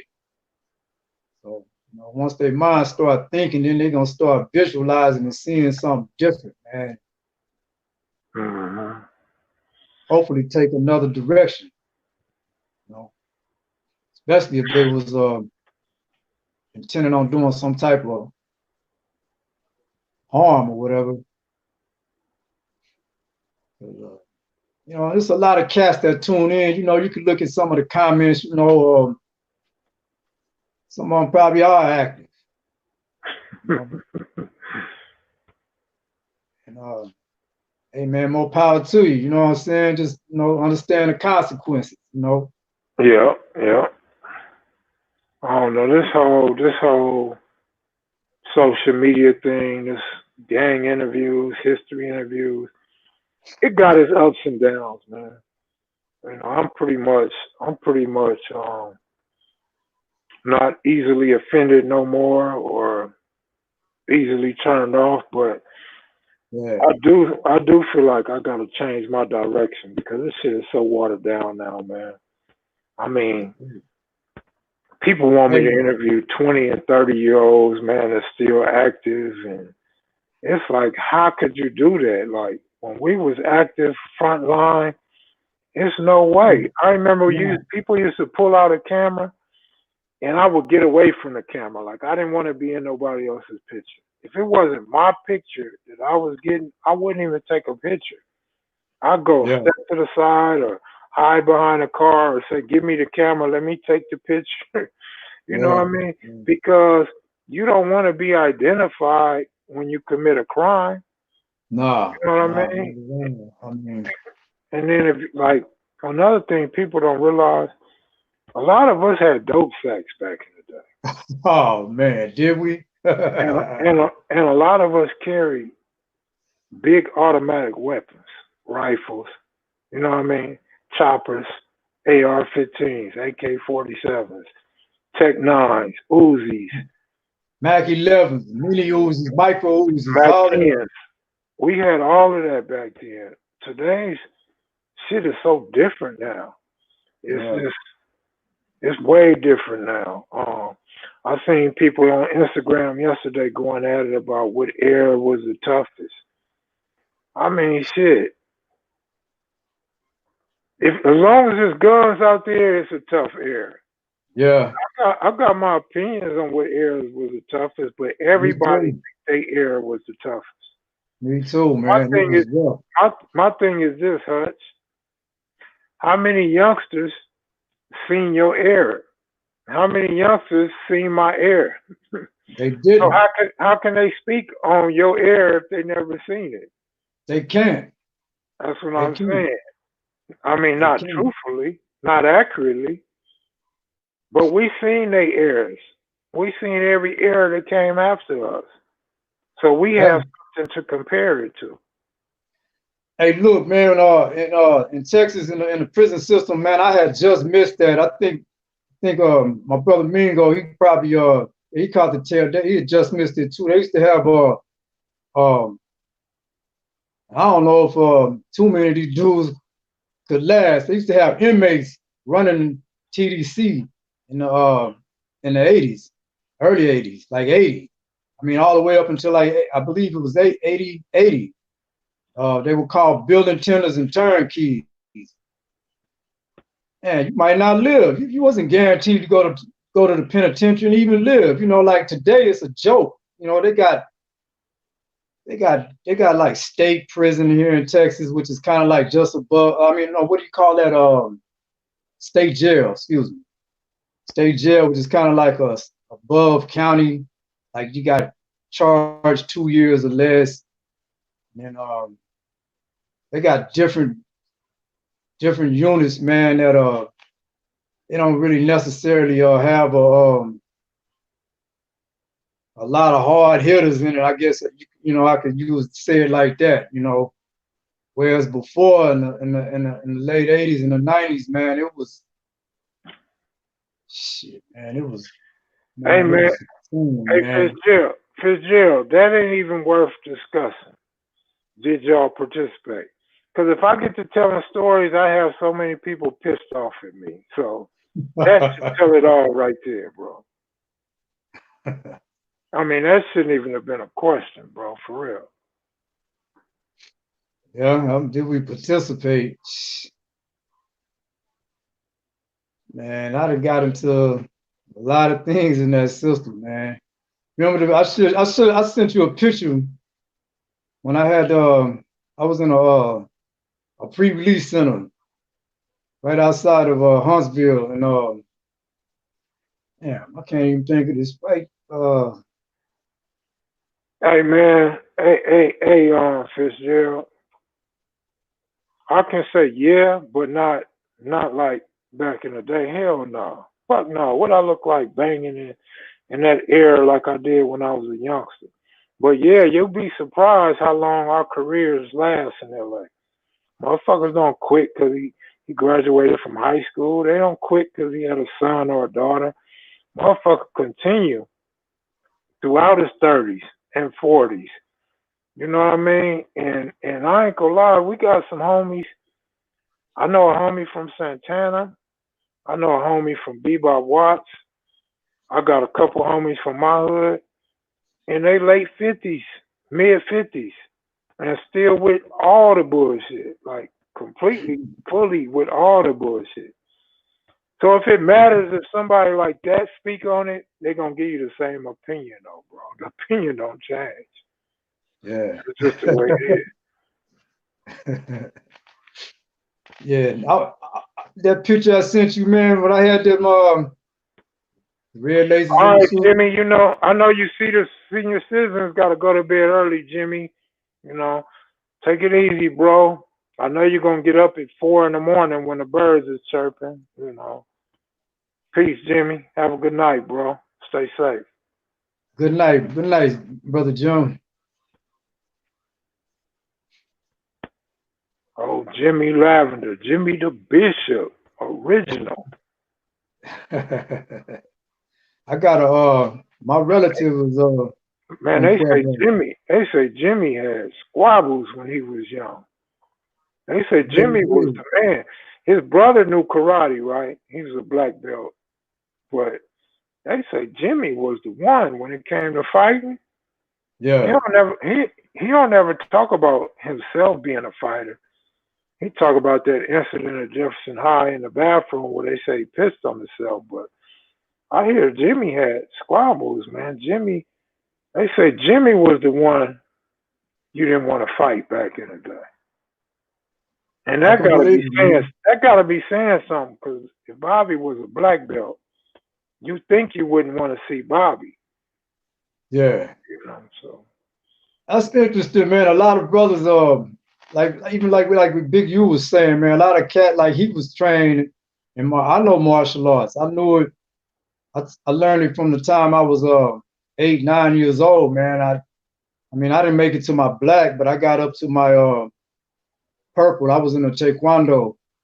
And man, it shapes you when you're young like that. Like, man, for a long time though, man, my dad didn't really want me to fight nobody with martial arts. So, there was a time, even after I had learned martial arts, that I would get into some confusions as a child, and sometimes I wouldn't fight back because I didn't want to overwhelm that person.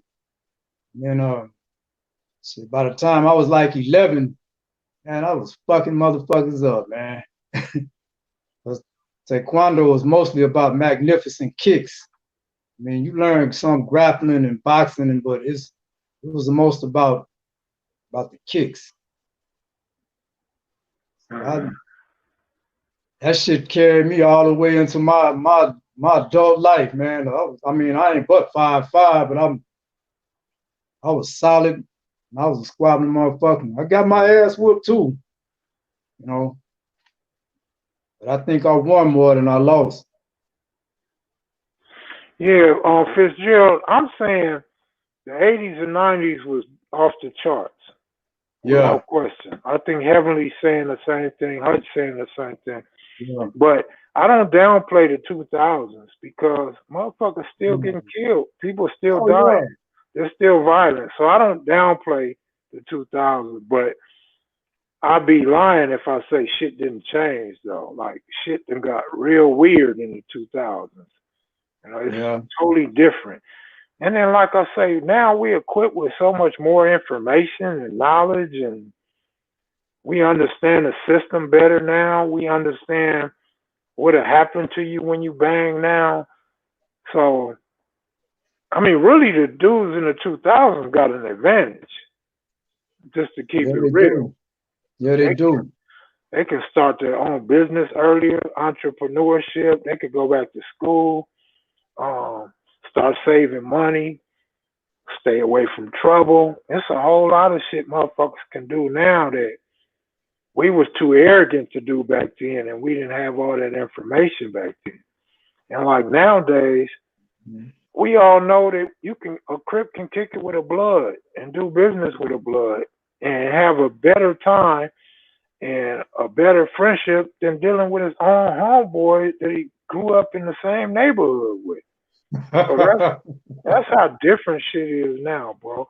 Like I say, nowadays in LA, it may be the same everywhere, but I'm not everywhere. I don't know. But in LA, you basically getting up in the morning, putting your gun in your waistband, and going to the block to kill a homeboy. You're not going to put in work to kill a rival. You're going as soon as your homeboy trip, you busting on him. You killing your own homeboy. That's happening a lot. That shit is crazy. It wasn't like that back in the day. I don't understand that shit either, Kev. That's happening a lot, man. I don't understand that shit. I don't know where that's coming from, man. I really don't, man. I'm not getting that, man. Like, that happens a lot out here, man. You know, that happens a lot, man. You know, so I guess there's so many bloods out here, man, that, you know, man, they fratricide one another now, man, over some of the dumbest shit. You know, I don't understand it. If I say I'm down with you and I'm rolling with you and I got your back, the last thing on my mind is to try to harm you. But I mean, I see people moving with a different code now. And I don't understand that shit, man. But I mean, I guess it doesn't really matter if I understand it. I just got to recognize it and Yeah. The one thing everybody should understand, though, is what I just said. Bloods fuck with Crips more, and Crips fuck with Bloods more than their own homies now. That's just a fact. So really, the colors and where you from and all that shit is not as important as it once was. You know what I'm saying? Hey, check this out, man. When my first before I learned the well, man, I was border making with some two guys that I'm cool with. I ain't talked to them in a while, man, and they both of them Crips, Joe and Jason. Man, they taught me everything about border making.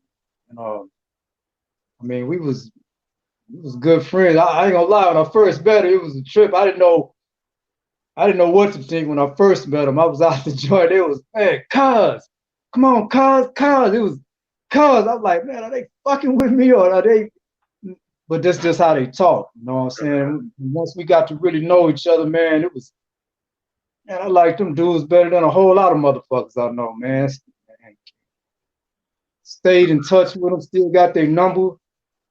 Joe and Jason, man, them some real motherfuckers, man. They taught me, and I was coming out the pen and I didn't know shit. All I knew was I wasn't getting back into the same shit that I did. Smokey, good looking out, bro. You know, shit, man. Both of them doing real good too now, man. You know, both of them doing real good. Brother showed And me that's all I was saying right there, JR. That was my whole point of most of the shit I said tonight.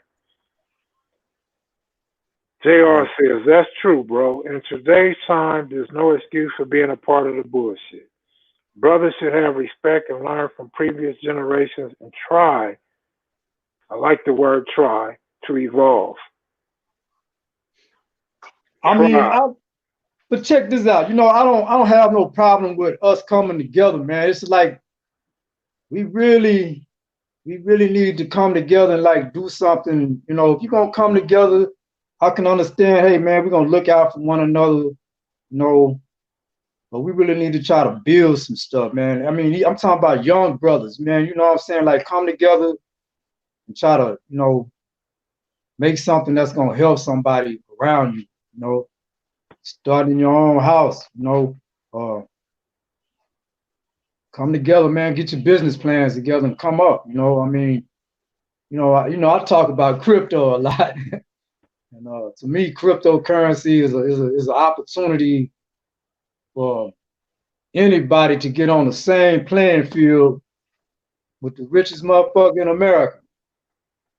You sound like Too Pretty Kitty. Bully was the baddest man in America.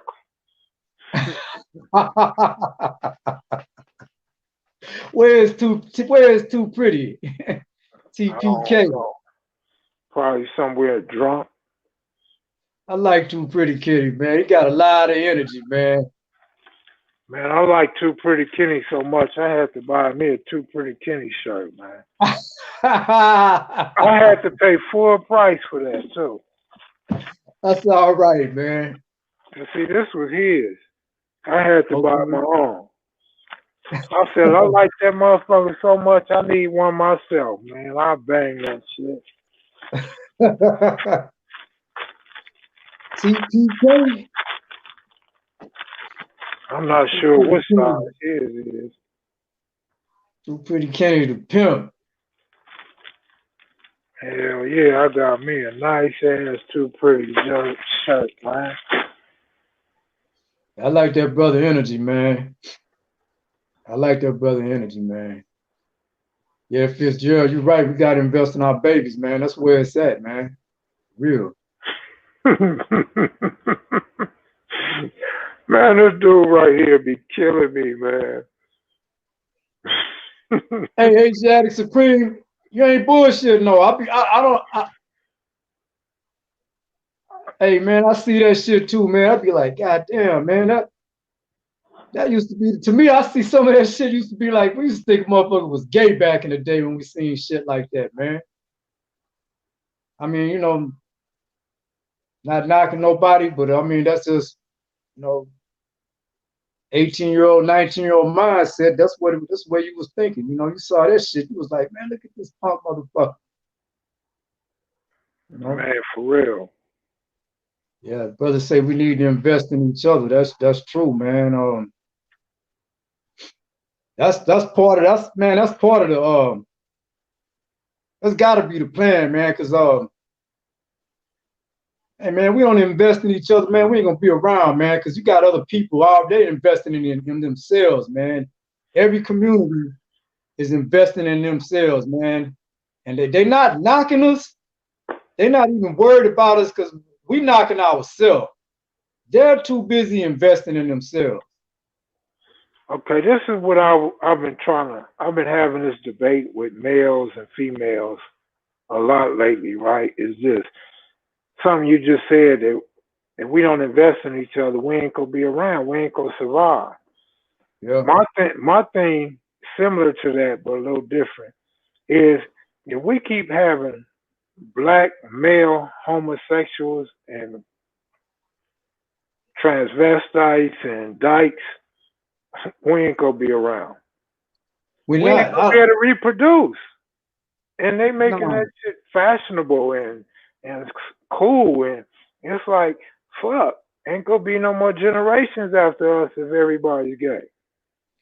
I don't even understand why, you know, that's like such a, I mean, I see this in the, I guess it's important to some, you know, a certain segment of society. I mean, me being a black man, you know, uh, indigenous, aboriginal human being of this planet, um, I mean, I don't care who you fucking, man, that ain't got nothing to do with us getting nowhere. I mean, we need to be focused on us as a people as opposed to I want my rights to announce my, you know, who I want to fuck. I don't care who you fucking, man. Motherfuckers killing brothers, man, out here. You know what I'm saying? Brothers are getting denied jobs. They're not looking at us going, oh, I wonder if he's gay or he's this or that. They're looking at us, just don't like us. It's just people just don't like us no matter what we do, man. And that's why we got to invest in ourselves, because don't nobody, man, look, my brother, me and him used to fuck with this Vietnamese family, man, this chick. And I used to watch what they do. They had a store in like a certain apartment complex. Like every time one of the families come in from out of the country, they start them out in this one store over here. They save up a little money and then they move them up into another store, into like a real store in the hood. You know, we ain't doing shit like that. Then they'll stay with one another, you know, and they'll help that one family get on their feet, and they get them a little store in the hood where they can continue to sell us malt liquor and Swisher sweets and all this other bullshit that we buy, and they making it off our backs. And as they get that money, they keep stepping it up, and then they not living in the hood, or it's like here in Houston, they moving deep southwest. You know what I'm saying? They taking all the money they making out the hood somewhere else. I don't know, man. So There's a we need lot to of people. invest in ourselves. It's me, bro. Good looking out. We need to invest in ourselves, man. You know? Man, I agree with Fitzgerald, man. I laugh. I laugh when I see him type that shit. Man, I agree with that shit. Yeah, polygamy. I mean, hey. But I was talking to this one brother I met, Hutch. I met this dude. I forgot which state he was from. He was from Texas. He was like from around Fort Worth area, I believe. Okay. Have you ever heard of like Cherry Pyru or Cherry Street Pyru or something? I know some brothers. I know some brothers from Stop 6. Okay, but it ain't important. But I met this dude and we was talking, and he was telling me about he had 2 wives, right? He said he been doing 2 wives. Yeah. I was like, damn, man, let me shake your hand and shit. Like, man, that's what's up. Like, nigga. Yeah. And he hit me to he gave me some game though. He like, that shit ain't even cool though. Because when you take one out, the other one wanna go out. When you fuck this one real good and you ready to go to sleep, this one wanna get fucked real good. This one on her period, she tripping. Now this one on her period, she tripping. So he was like, that's just a hassle. Like, that shit ain't cool. That's like, a lot of work. A lot of work, twice the money, a headache. Man, he was giving me some hell of a game, man. He like, it be this one birthday and you want to do something special for her. Now it's her birthday, she wants the same treatment. And you like, wait, but hold on, I ain't got no money right now for all that. It's a problem. You know what I'm saying? Hey, don't we already kind of do that? A lot of us, though, we just don't do it simultaneous like that. We got baby mama here or baby mama over there, or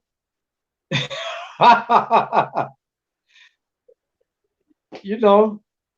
You know how it go. You know how it go. Like what Waka Flocka say? I got a wife, girlfriend, and a mistress. You can't give the women the game though. You got, we got some things we can't say over the airwaves, man. We got Heavenly up in here and some other females up in here. Yeah, No, yeah, yeah, for real talk, I get what you're saying, though. yeah, yeah. I mean, we do it inadvertently, man. Not trying to do it, but it sometimes it come out like that. Not, hey, I But mean, women do it too, though.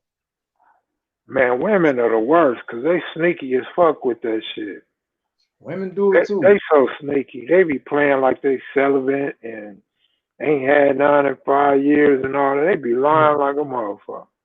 Yeah, But yeah, but look, because Fitzgerald said that was his whole point. So y'all on the same page. But I'm on the same page, but not really, because what I'm trying to explain to you though, Hutch, is is the headache aspect. Who wants to live in a house with a headache? Now you got twice the headache. Oh man, I couldn't imagine to have my patience wouldn't my patience too short for that, man. Right, but back to my original point, if they all gay, how you gonna have two wives if they all gay? Yeah, yeah, Then you're right. Yeah. look, Hutch, just say a bunch of your homies got two wives all of a sudden, right? That's gonna leave all these other niggas out here horny as a motherfucker. They gonna be trying to kill your ass so they could get a wife or two. But it's so many sisters to a brother though, man. But they I gay, mean, Hutch. Every shit, they time you can, see every time you see a woman on a bus stop or on a bus or walking in the doctor's office with another woman, that's two yeah. women that you can't fuck. That's two women you can't fuck. So the But numbers don't. Go ahead. hey man, conversation rule the nation. Now Oh, I mean, I if you're a smooth pimp like you, I mean, you are too pretty Kenny. That's something different. oh man. Like I'm not aggressive on the women like that. I'm laid back. I'm cool with it or I'm cool without it. You know what I mean? If it's meant to be, it's meant to be. Yeah, I mean, hey man, just cause they say they gay, ain't always they say ain't always like that though, Kel. Sometimes they get curious too. Man, what am I missing? Well, how many men gonna get curious when they find out that all their homeboys is gay and all the women gay? They gonna get curious too. Then you're gonna have more Dwayne Wade sons and Will Smith sons and the rest of these dudes. I don't want to say too many more names and shit, but Yeah, I can't understand that shit there, man. Like that, you got something is, man. I don't agree with none of that, man. Like you the parent, you steering this kid like you 12 the years one got old. the key and the wheel. You driving this kid where you want him to go. You gonna let this 12 years kid. old. You gonna let this kid tell you what it is, man. You drop the ball somewhere, man. Hey Hey, man, man. Pimp C said the realest shit in the world, man. Pimp C was spot on, bro. Three is like the best party you could ever have. And I'm not talking about three of y'all. I'm talking about three women. Can't do four of them, bro. Can't do four. Pimp But yeah, C. that was my younger days, man. That shit was a party. That was the shit. But Hey I don't know. man, Hats off to you if you're 50 years old and you can still get down like that. it's some cats that's trying. If they ain't. I mean, they probably off creatine and hitting their weights and shit and taking that protein and shit. Uh, you know, who knows? But like I say, hats off to whoever can get down like that, bro. Man, man, I don't know, man. I mean, I don't know, man. I would probably lose patience after a while trying to deal with that type of immediate pressure in the house at the same because you can't. How you gonna relax, man? If you got, I don't know. I mean, I know some cats. I knew a dude that made that was making that work, man. I had a real good friend, man. That was a pipe fitter friend, man. That was a Mexican dude, bro. I mean, he had a family. I mean, he passed, man. You know, I mean, God bless his family, man. He passed, man, 2 years ago. But man, he had like about four wives in his house, man. All of them had kids by him. That was the first Hispanic cat that I ever heard of doing that. Now, I know some brothers, you know, that got down like that, but my boy Juan wasn't no punk, man. He was doing the thing. He I'm was gonna get out doing of here in 10 minutes, Hutch. okay. At the 2 hour mark, go get me some cheesecake, some milk. I'm on that dairy tonight. Then I'm gonna take my ass, watch a little bit of forensic science in case I gotta kill something. Hey, at least you get the knowledge in on what you got to do. You know what I'm talking about? Getting the knowledge in on you know what you got to Evelyn, do. you the one that want to talk like this. You had me come on your radio show. That's what you wanted to talk about. You should be coming in live with me right now talking about this shit. You know, feelings. She probably like, don't be saying that. So go to get some new ideas and shit. All right then, Evelyn, you take it easy. Thanks for watching. Good night, Heavenly. Gerald said we hanging out tonight. I hear you, Fitzgerald. Hey man, like your work, bro. Keep it up, man. I like your work, man. For real. Hey man, bro, the cameras are the least of my worries. These fucking hair, a piece of hair, the fucking a piece of lint on your clothing, well, some sweat drop. You know how you doing a robbery or whatever, or you sweating this, man. They getting all that shit down. Man, they got this shit down, man. This man, it's hard now. You got to get fully geared up with everything covered. Everything covered, my nigga. And what's the chances? And you still might have some lint on the outside. Still might have some fingers. Slumped it up. You still might have some lint. The cameras is gonna catch you, take your shit. But see, what we always forget, you got to burn all that shit. Remember when we was young, Hutch, and people used to steal cars and shit? Oh man, hell yeah, we were the best. They considered my hood at one point the best unorganized crime group in the city when it came to that auto theft. Yep. Man, but remember people used to burn up the cars just so your fingerprints don't get found. We got away from that. You got to burn the whole neighborhood down now if you had to. You don't know where the camera at. You don't know who got the camera. You burn the whole hood up, the camera's gonna burn up too. And then you don't know if somebody's standing on the side, you know, in the alley creeping with the cell phone going. I mean, yeah, it's man, you're gonna turn around, you're gonna be on social media. They're gonna be like, he thought he was slick. Yeah, you know what happened, man. It's that shit crazy out there, man. I mean, behind like being in the games, I did some shit in the game, man. Me and some of my partners, man, we did some shit, man. That man, if it was 2020, man, we'd never get out. We would never be out, man. You know, I mean, they got cameras. They got cameras in the projects now, you know. So you know, there ain't no way you can do shit. Man, them cameras in the projects, they watching that shit live though. They sitting in the police station watching the cameras in the projects.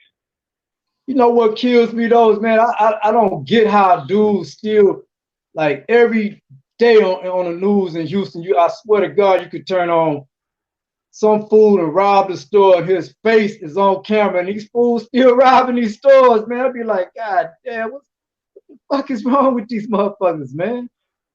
I mean, you come into the store, man, you know what I'm saying? You get put your hat on and you know you trying to, but your face is still there. You know, like, dude, you didn't cover up nothing, man. Then you look up a few days later, they arrested such and such, and he in court with his hands behind his back, head all down. God damn, homie, you robbed the motherfucker with your face showing. Hey, don't feel bad. Don't feel bad, Fitzgerald. I did too. One time my homie called me. He was like, Kev. He like, man, I got this dude. He want to buy 9 zips. I'm like, okay, why you calling me? He like, I want you to bring 9 zips. I said, okay, I'm about to bring 9 zips. I bust open the donuts, and you got the dough in the donut packs. I got 9 of them motherfuckers together. Oh man! Smashed them up like dough, and put them in bags. Met him at McDonald's. Opened the bag, let him see him. He gave my homie the money. We took off. We got to his house. Split the money up. I went to the house on my way to go gamble. Phone ring. I answered the phone. Dude, he came to homeboy house, kicked in his door, like, run me my money back. And he called, Kev, I need. Hey man, do what you gotta do to save your own ass, but I'm finna go gambling. Yeah. And then I felt bad for the homie because his mama lived here, his grandmama lived here. And so after I went and gambled and shit, I came back and broke him off. I was like 100 or 2 short because I lost gambling, but I didn't lose bad. But I'm like, fuck, I should have never took that nigga his money back. So Fitzgerald, I'm just like you, bro. I was dumb as fuck. In fact, let me see, what year was that? That was 80. I want to say 86. It's like 1986. You gotta be hard in the game, though. I mean, the game is the game. It's not like you got a complaint department you can run and turn to, and you gotta be able to, that's on dude's fault, man. That's dude's fault for getting them zips from you and not checking his issue. Hey, he looked at them. They look real as a motherfucker. Motherfuckers used to didn't like me, right? Before I was plugged in with my contact, I don't want to get out on there and talk, but with my contact across waters that I was cool with, man. I mean, it was like, you brought something to us, we finna cook that shit right on the spot. You don't want to do that, nigga, fuck you, get up out of here. That's just the way we used to get on, man. Like, I'm cooking everything right there in front of your face, man. This shit don't come back. Shit. Oh well. We're gonna end right. I had a homie here, man, and a lot of people some people in here, a lot of youngsters may not know him, but dude I grew up with, I mean, he was vicious out here in this game too. I mean, Smitty, he beat quite a few people with the with that gold medal flower thing, man. They thought they had the real deal, and they had flour, man. One cat made a mistake, came back, and dude really just wanted to talk to him. But he was coming up to the homie, man. The homie looked over at all this boy, said, man, y'all fire up on that dude. Dude had brought his girl and everything, trying to talk to, my boy, man, who I grew up with, man, who was a monster. Shit, you gotta be raw out there, man. If you're gonna be in that life, you gotta be with it. Shit, you got like that, you were supposed to get him. Shit. You were supposed to get him, man. My man said y'all love cocaine in Houston. Well, if you lived in LA and you were smoking in the 80s, boy, I'm sure you got some of that Kev cocaine in your system. Hey, man. Hey, look. That cocaine, man, that wasn't no joke, man. Motherfucker used to take 36 and they become 60. Wait. That's all? That's because y'all shit must have been stepped on already. No, not here. Not here in Houston, Texas, man. You got to But remember this. You got to you remember, man. This was a Colombian stronghold when it came to. I get that. But in LA, nigga, you could take 36, nigga, and get 100. Well, And that shit still sell. And they be coming back talking about you got some more of that cavi, and you be like, hold up, Oh, hey Hutch, hold up, let me go in the freezer and unfreeze this shit. You got the shit in the freezer so it don't melt. Yeah, I know what you're talking about. Yeah, man. Yeah, it was raw like that. It was raw like that out here too, man. You know, but it was raw, man. I mean, it was cats doubling up. You know, just like you said. You know, I can't really recall nobody going 100, man. But I know they was doubling up. Man, what? Yeah, double was like automatic, but man, you got some cocaine, boy. Hey, man, when people was buying a bird, I didn't need but 9. That 9 was a bird. I get 9 now. I got my own bird. You know what I'm saying? Yeah. And boy, people used to come back, and I wasn't even selling it in the hood. I was selling it to all the enemies and allies was coming to get that shit. Boy, you gotta put it in the freezer because if you try to put it in your pocket and get in the car and take it to them, that shit been melted already, man. And then when they call you and be like, "Hey man, this shit is jelly," I be like, "Oh man, where you put that shit?" That shit and the coldest thing, like if you really cook the cocaine and you know like you just stir it, but don't stir it way too much. The shit be hard like a brick, like it'll break a razor. You try to chop that shit with a razor, you breaking razors. So I would just stop when it's real hard. That way I know it ain't melting. Like you finna dry this shit to Stockton, California. You know, it's gonna be all right when you get to Stockton. But don't sit on it when you get to Stockton, though. You gotta hurry up and sell this shit. I mean, that's why I said, man, like some of the cats that would, get work, you got 60 out of one, like the smart cats would be like, damn, these brothers giving us that real, they ain't gonna do nothing but recook that shit anyway. You know, they're gonna reconstitute it. Yeah, no matter what, but if it's too much cocaine, they gonna cook it and it's all gonna disappear on their ass. Shit, they gonna throw some more of that shit up in there anyway. So they be coming back talking about my pipe is fucked up. Look at my screen. I'll be like, damn, that screen must be old. Where you get this screen from? It's time you get a new screen. Oh man, hey, that was some hell of a shit right there, though, man. I mean, that was a lot, man. I wish I had just a tenth of that money that I had back then. Man, what? Like, nigga didn't know it was gonna disappear. Like, that's from selling cocaine, man. It all come back on you, like. man, hey, when I used to go up north, they used to be screaming, B12, B12, like you was pulling out a gun on their ass. You'd be like, what? They'd be like, man, you gonna bust my heart open. Yeah. Whoa. That game is treacherous, man. I remember a motherfucking estate. I remember going up like Tennessee way, man, and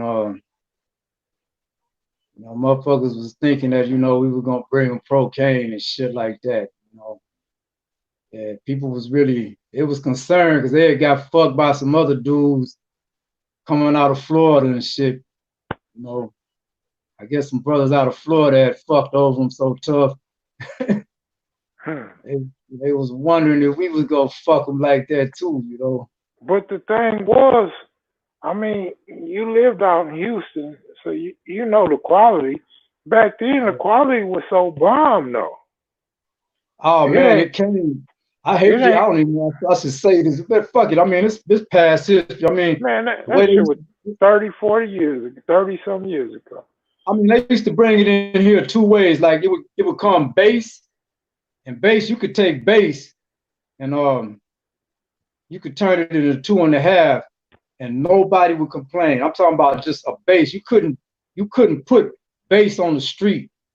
You wouldn't give somebody a block of bass. You know what I'm saying? You'll fuck some people up with that. Or it'll come fish scale. A fish scale, you know, you already know what fish scale is. Everybody know what, well, players, let me say not everybody. Anybody that was, you know, during them times in the 80s, 90s, they understand what I'm saying when I, you know, fish scale. But fish scale is They don't even know what fish scale is no more. They ain't seen no more. They don't see fish scale no more. Fish scale, you can do it right there. I mean, you wouldn't want to take more than a quarter of that and try to stretch, because you fuck up fish. You want to leave fish scale as it is, man. But bass, if you had that connect to get bass, man, you was winning, man. And whatever they was gonna charge you with bass, you pay it, because you can turn legitimately bass into 2.5. No, Right, man. You confusing the musicians, man. But a bass player, I'm confused by the conversation. Nah, homie, it ain't that type of bass, baby. It ain't that. Nah, you know, see, like back in the day, it just dope went wherever it went, however it went. Then as time went on, when it started changing hands to a lot of the drug cartels in Mexico, they start giving you different qualities. Hey, they was cutting the shit out of it, man. But it depends. What I'm telling you is it depends where it went. Like West LA was getting that real. They was getting the fish scales. They was getting that cavity. Okay. Then you had, like, in the inner city, well, in the South Central, you had two kinds. You had the good and you had the bad.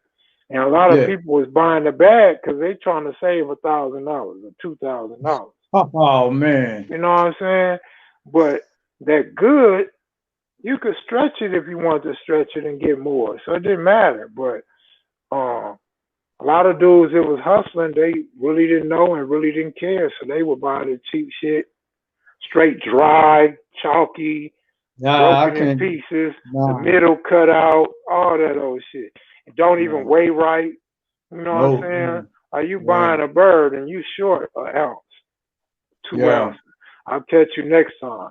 Next time they putting some bullshit up in there. You know what I mean?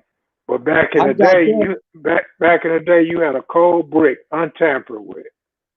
I got that, man. Whenever I noticed, like you said, when the Mexican cartel started taking over, I mean, it was worse than these brothers out here. I'm like, damn, y'all already important, and then you done beat this motherfucker up 3-4 times. Come on, man. You ain't leaving nobody in the street. No room to get out, you know. But this would happen, Hutch, because black people always talking about, you ain't taxing me. We ain't paying no taxes. We ain't paying no taxes. So they know brothers is gonna jump on anything cheap. So they just lower the price and fuck it up, and they taxing you and selling it to you like you getting a discount. No, nigga, they taxing you. They taxing. I ain't like this shit. Yeah, you right. You right, man. It was I mean, anybody that know the game from back in the day to the new game know what's up. But the people that started late, they don't know the fucking difference. Nah, they don't, man. I mean, if that shit wasn't skill, if that shit wasn't base, I wasn't fucking with it, man. Then you know, whenever your people was fucked up, you know, you got to go to your second and your third and your fourth dairy sources, you know, and you know, when you go, and that's when you start getting jacked, you start getting robbed, people run off with it. Now you got a non-hustler selling you work. A nigga that don't hustle selling you work. Yeah, that's crazy. Man, come on, man. That's crazy, man. That's crazy, man. You right. You absolutely right, man. And it's like you say though, certain work went to certain places, man. You know, like certain qualities I'm telling you, dog. I know. went to certain places, man. Like I know about some shit here in Texas. Like there was a lot of shit used to come through San Antonio that just went through San Antonio. They wouldn't even fuck with them dudes out there, man. Some quality shit.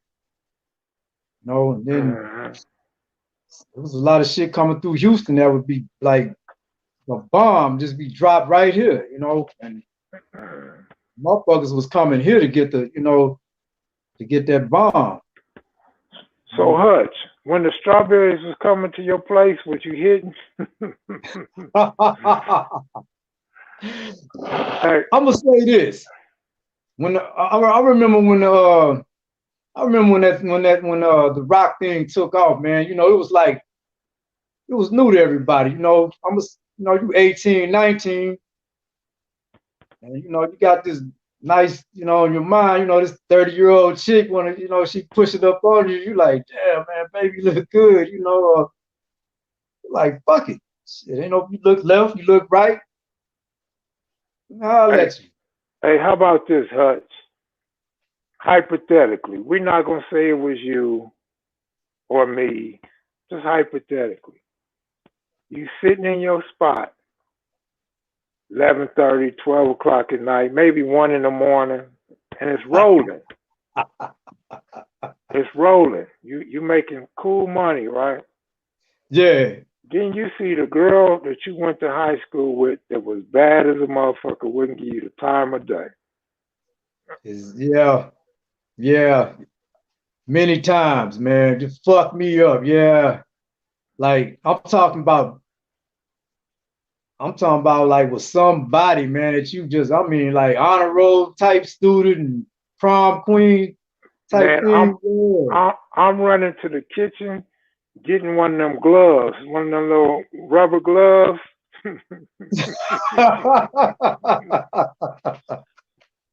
You finna make something work, huh? Man, I got to find something that's gonna work. Yeah, I know exactly what you're talking about. And then you find out it was her boyfriend that put her up to come into your spot. Cause he liked your shit. He liked your shit. He like, it's bomb. It's the fire right there. And he sent his girl because he ain't got no money. Yeah. The whole time, his whole intention was to send her to you, and she come back with some dope. Yeah, well, that was the nature of the beast, man. That happened all the time. That's every city in America right there, man. I've seen that happen in small towns. Man, I'm telling you, dog, like, I'm telling you, man, that shit was crazy in the 80s, bro. Like the mid 80s. Like 80s. Man, by the mid 80s? By 86? Oh man. Man, that shit was off the chain, you know. Hey, I want to mention something, man, since we're talking about the game, man. It's, you know, I remember a while back somebody had mentioned about rock and crack. No, let me stop you real quick. See, before Magic got HIV, man, it was on. They don't know nothing about that. Once Magic got HIV, then everything changed after that. But go ahead. Oh yeah. I remember coming into I was getting off a plane, walking through an airport, man, when that report came across about Magic. That fucked me up, man. I was like, damn, Magic? Man, I remember I had a niece. Well, she's still with us, but I got a niece, and she went to St. Bernard's High School in like Inglewood, and Magic Johnson that came up to their school. She called home. She just kissed Magic. She kissed Magic. Magic kissed her on the lips, and she come home and she's going crazy. She's telling my mother, her grandmother, her mother, all her uncles and aunts and shit. And we like, you lying, you lying. She like, no, I swear to God, Magic kissed me on my lips. Magic announced he got AIDS like 5 or 6 days after that.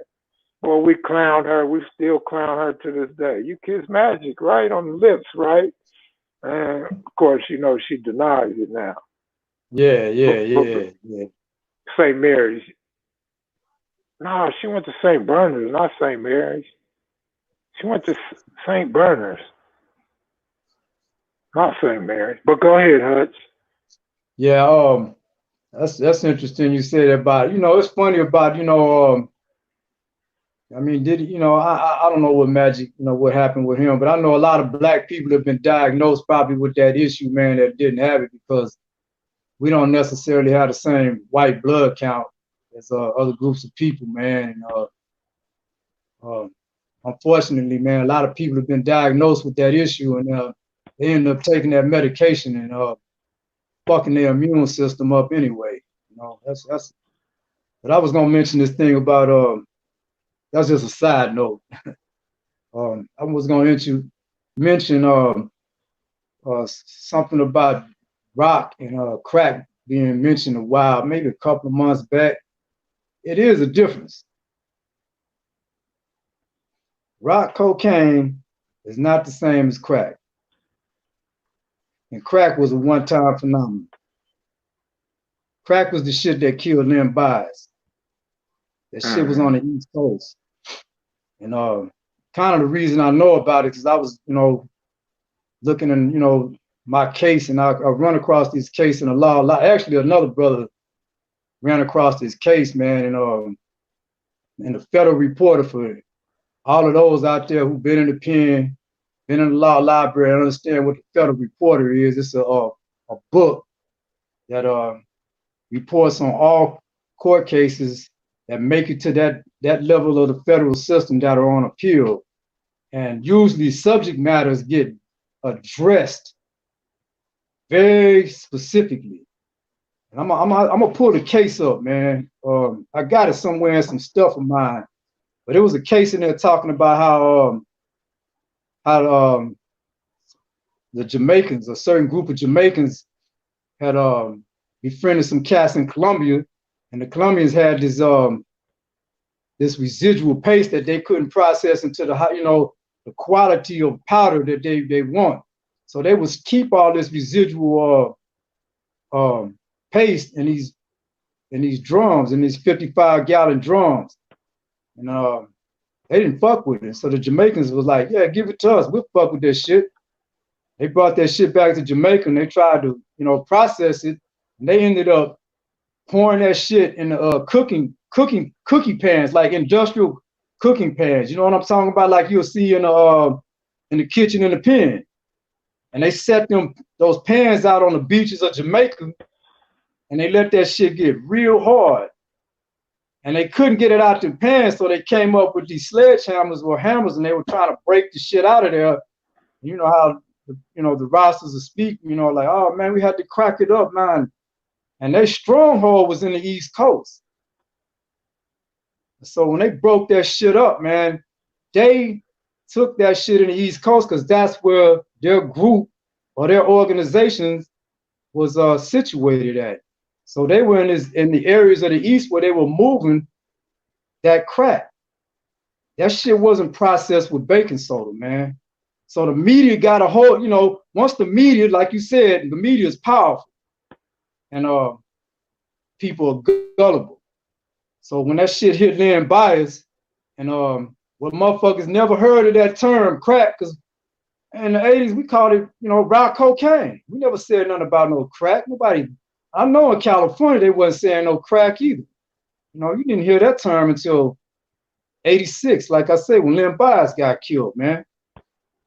And after that point, you start everything that was, supposedly a rock was now being called crack, when that crack was fucking up people who had like athletic hearts. That's kind of like what happened with Lynn Bias. He had that muscular build, and it was like his first time trying that shit, and he died. And that was killing people out there on the East Coast. It was not the same thing as cooked up cocaine, rock. You know, Mm-hmm. kind of like the Too Short song where he said, "Where you come from, they may call it crack." No, never call that shit. But now everybody says crack. Man, Crack Leon what we Bias, see. yeah. Yeah, it was a difference, man. Yeah, it was a difference. What she say, Lady? She said people not scared. They passing around like it's candy with cream. Salute, Lady Country. You going to Vegas? Nah, she ain't coming. She ain't fucking with her family. But it's all good. She got her shirt though. A lot of people, man, scared to get on the planes too. I've been trying to talk to some of my homies, man. One of my uncles, my dad's brother, right up under him, man. He was gonna come here, and see his brother, man. But this coronavirus kind of got him scared. I'm like, oh man, I ain't heard of no brothers getting killed, or dying from this shit. But he's up there in the state of Washington, and yeah, his my aunt, his wife kind of got it. Man, don't you get on that plane, blah, blah, blah, coronavirus. Man, yeah, you're right. 'Cause we used to call them smokers. Smokers, baseheads, smokers. Some people used to try to call them zombies and shit. Yeah, we didn't call them crackhead. To me, that's some new shit. I mean, it ain't new, but it's new, I don't even like to call them crackheads. I'd rather say a smoker, man, because that's almost like you calling this person, or less than human when you saying, this crackhead is this dope fiend. We didn't all use this term, man, but as I you start thinking, man, it's a human being, man. Oh, okay, you're gonna try to make, yeah. Uh-oh. Yeah. I might do the same thing. Hey, man, Keith Clarke be over there and shit where the coronavirus started at. So stay away from Keith Clarke. Brother But then Keith, again, what's up, he's brother? so tall. Keith Clarke's so tall, when he cough or sneeze, that shit go in the clouds. That shit ain't even down here with us. This shit way up in the air some goddamn way.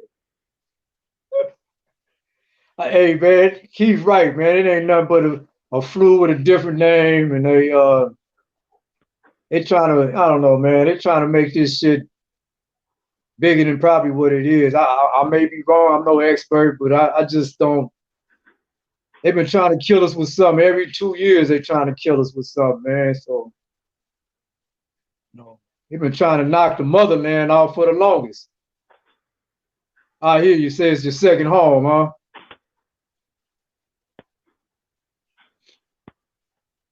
They got y'all quarantined out there in China, man?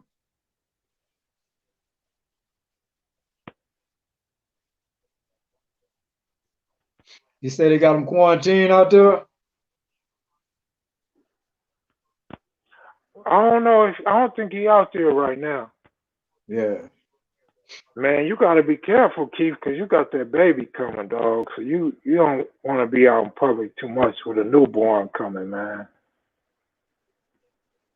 Yeah. Yeah.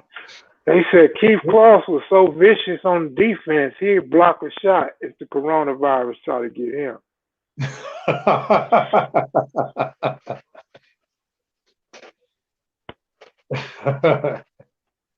You block the shot, huh?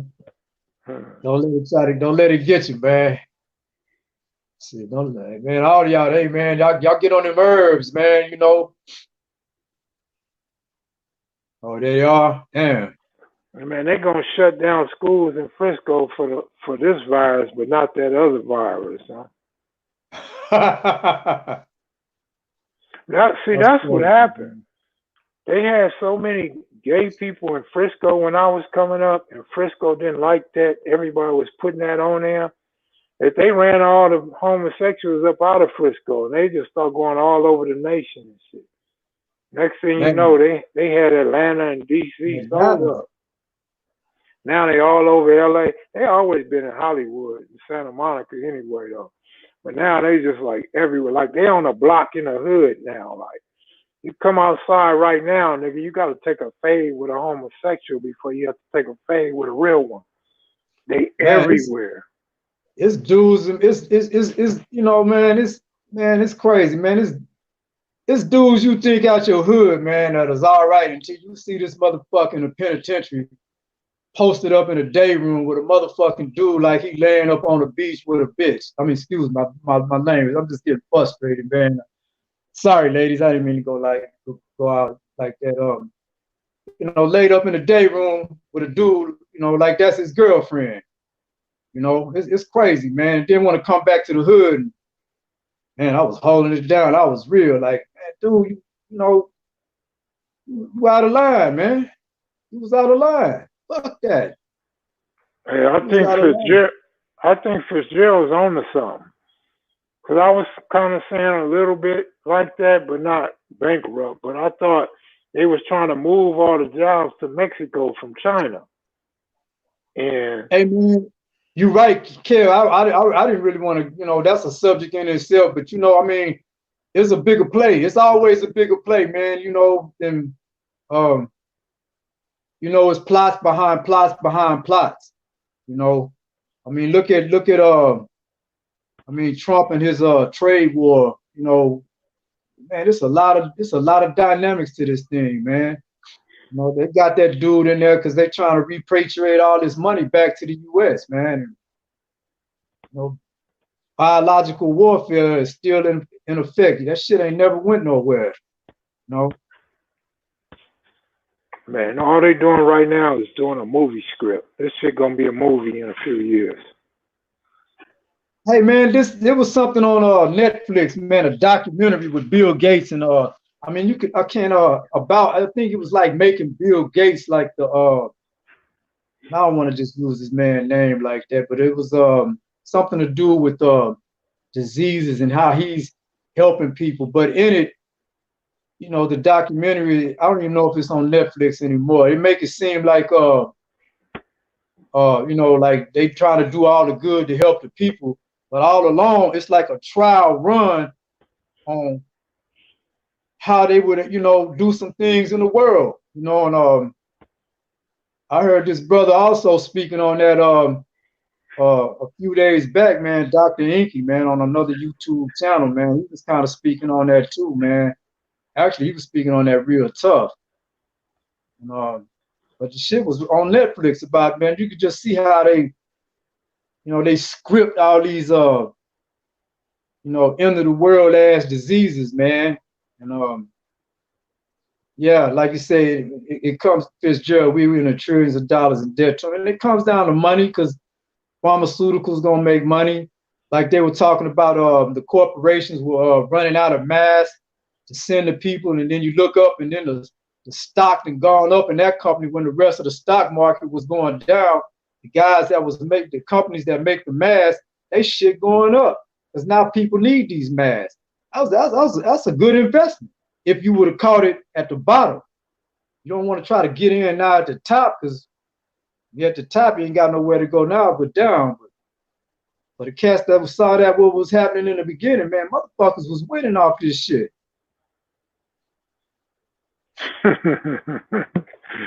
You ain't lying. They got 1 million people. They got more than a billion people in China. Shit, 2 billion, man. Why you think they don't? So see, over here we eat cows and pigs and shit like that. Over there, there's so many of them, they could eat dogs and cats and shit. Like, it ain't enough animals over there for them to eat. Man, they eating bats and all type of shit. They ate some, man, I seen, you know, like the Hong Kong market or whatever, man, they got motherfucking spiders and shit on a stick. Like god damn. Man, ain't no telling what Keith Kloss over there eating and shit. Man, I couldn't eat no spider. I don't care on a stick, plate, man, none of that shit, man. They put everything on a long stick and put barbecue sauce on it. Man, I sit there and watch it and laugh at you like a motherfucker eating it. You know, not meaning you care, but you know, I ain't eating that, man. I can't do it. I can't do it, man. That's Hey, but remember, Hutch, when I was out there and we was talking about 5G, I said, man, that 5G finna knock niggas out. Now they out here, they bragging on that shit in Nevada, man. They got them towers every damn where, them little satellites. man, they got them, man, that shit is gonna be, man, people gonna be fucked up, scrambled in their brains. They ain't even gonna, they're not gonna even understand what's happening to them, man. You know, I mean, there's some shit on YouTube, or there was actually it was a report in the news where some firefighters, they had a 4G. You talking about when it was, 4G that was fucking them up. That was at their station, man. You can imagine what 5G is about to do. Man, 5G tearing us up right now, man. Oh man, yeah. I think you're right, man, because I see my dad with Parkinson's, man, and anything that anything with like somebody with Alzheimer or MS or Park, anything that anything can set your hormone cascades, off balance to the left or the right, and you could just see it. I got a neighbor, man. They have their sister is mongoloid, man, and whenever they have the Wi-Fi on in their house, they can see the behavioral difference in their sister when the Wi-Fi is on, man. And when they turn it off, she cool. And they experiment with the mice, man. They know what the fuck's going on. Oh yeah, yeah. I mean, I tell you, man. I tell myself, man, you gotta constantly check yourself and your your own mindset, man, because you never know what's out here. I got a damn tower, man, not too far behind me, man. My house, and they got a substation over here near me. I think I showed you that when you were here, man. That had just popped up. They got a helipad over there, so it's no telling. Sometimes I'm sitting in here in this my little breakfast table, man, and I can't get a signal on my phone, man. I got a Verizon, and it just trips me out. Like, damn, what happened, man? I got all these, man. Them trying to communicate with the helicopter, the police cars and cell phone towers. Was you on the street? Was you on the street when the brick phones came out? When the who? The brick phones. You mean the big bag ones you talking about back in the day? The brick phone, the mobile phone, the big giant phones.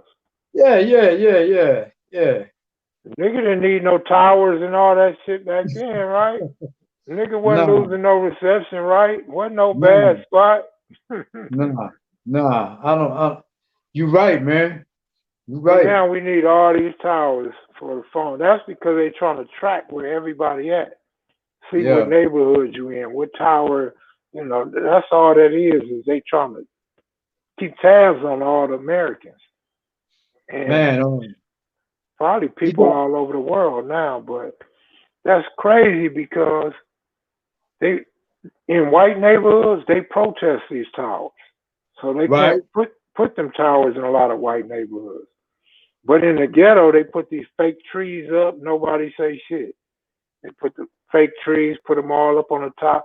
And now remember, at first it might be like 4. You might see 4 little microwaves up there. Now, like today, man, it's like 16 of them motherfuckers on one little pole. Yeah. Oh man, they're doing it with the street lights, man. Here in Houston, I mean, the street lights have monitoring. They say so they can monitor the street light. Man, you got these street lights, man, that's sending signals out there that's gonna be fucking up people's brains out here, man. It's scary, man. They can monitor you if they got something that can access the web from a street light, man, ain't no telling what they doing with them street lights, man. When it comes, I mean, they got cameras, man, that you could put on a button on a shirt. Imagine what they can do with a street light. You know, Yeah. they got They can have doing a 360 that. camera up there, man. They're doing that in my hood too, and I I didn't, believe in the Harlems too. I I didn't believe that shit at first, man. And my neighbor pulled my coat to it, man. I was like, what? I started paying attention to the street lights and looking at these cats working on them. I was like, God damn, the street lights. I mean, we already in the new world order. That's when you said like the people thinking it's the new. That shit been on for so long, man. And we in a police state, you know. Mm. We in a you ever heard of that book called 1984? Yeah, I remember that.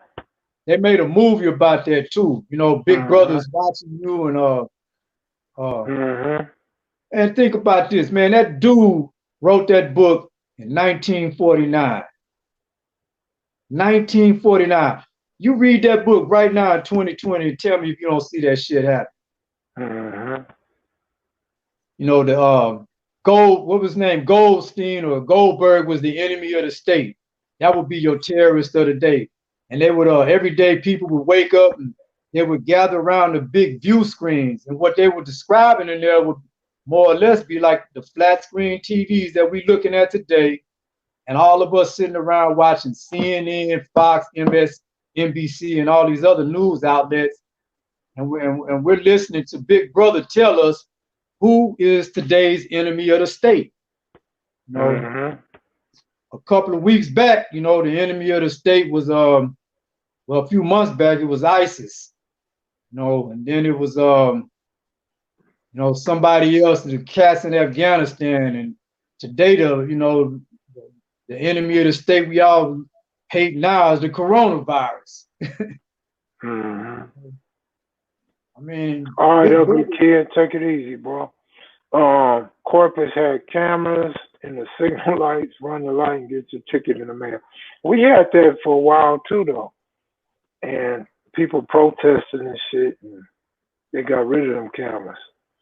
Yeah, they did the same here in Houston. Now the cameras just watch for crime. All they did is they in certain areas, and they're just watching for crime. You know, like if if people are watching the news in Houston, if you ever notice, like even on our side of town, it could be on Scott, Cullen, MLK, somewhere out here. You know, the street camera caught such and such, blah blah blah. You know, the camera.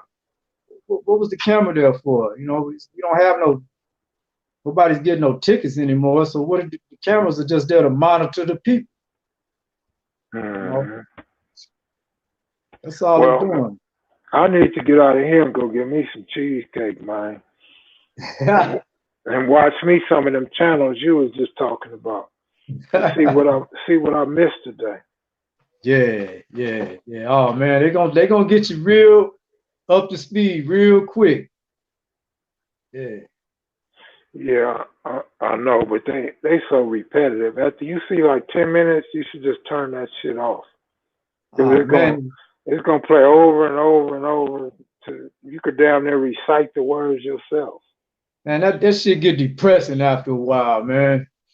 I don't even want to see it. I'm like, man, after about 10, 15, 20 minutes, I don't want to see it no more, man. Very depressing, man. But I gotta go laugh about something. It'd just be amazing to me that, like I said, one channel totally contradicts the other channel. Yeah. They so biased. They to the extreme. You know what I mean? They don't try to find no middle ground. Nah. I mean, but it's to keep everybody off base, man. You know, they really want to keep us off base so we don't participate one way or the other. And the more that we don't participate in certain activities, that just gives more control to somebody else, man.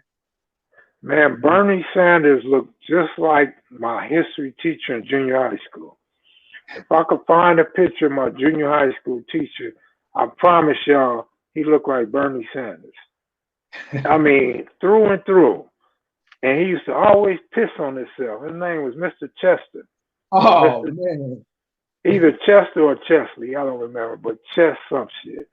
He used to always piss on himself. I remember I was in his class when Ronald Reagan got shot.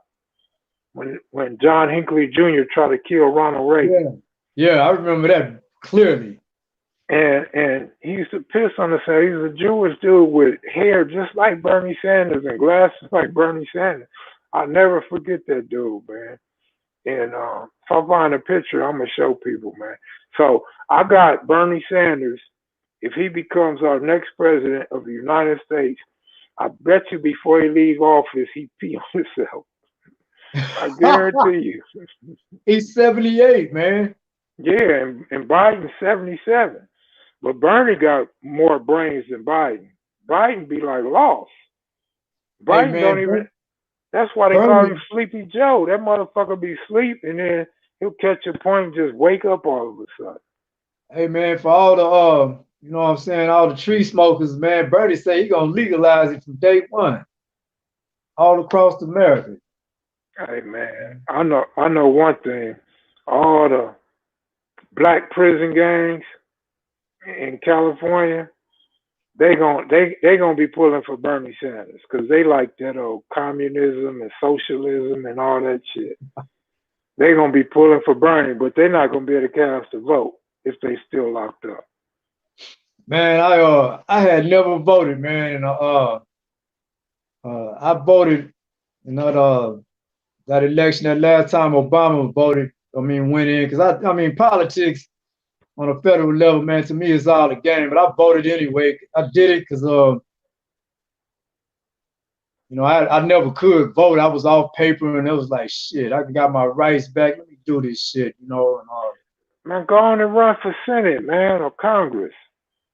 yeah, they bring my record up, man. They'll be like, this guy got attempted murder in his background. Bro, none of that shit should matter. They ain't nothing but crooks anyway. But you know, this is America, man. One black, one white. You're Two right. rules, separate and unequal. Maxine Waters got up in there. Shit, Maxine, I like Maxine, man. I love Maxine, but come on, man. We know she got fat once she got up in there. Oh man, everybody up in there getting rich because once you get there, you got all these donors. You got everybody approaching you for investments, and here you can make money if you get in my shit, and we gonna vote you in and all this old shit. Everybody scratching each other's back. That's a dirty game, man. Politics, man. That shit worse than the streets, man. You know. But see, this is what I disagree with. I disagree with people like Gene Gleason that say voting's fake and it's false hope. Voting ain't fake and it ain't false hope on a local level.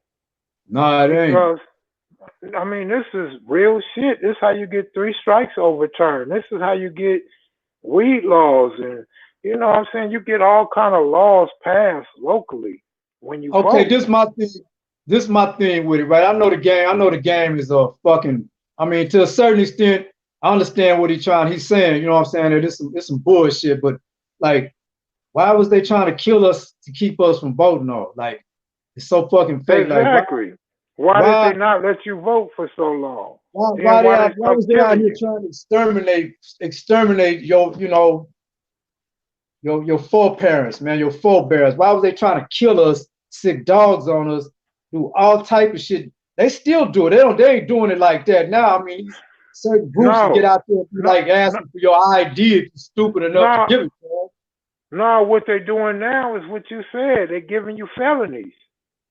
Yeah. They're giving you felonies. They put dope in your hood. They put guns in your hood. Right? Mm-hmm. They keep you on a low economic pay scale or low income, so you can go out and commit crimes, and then your ass get a felony.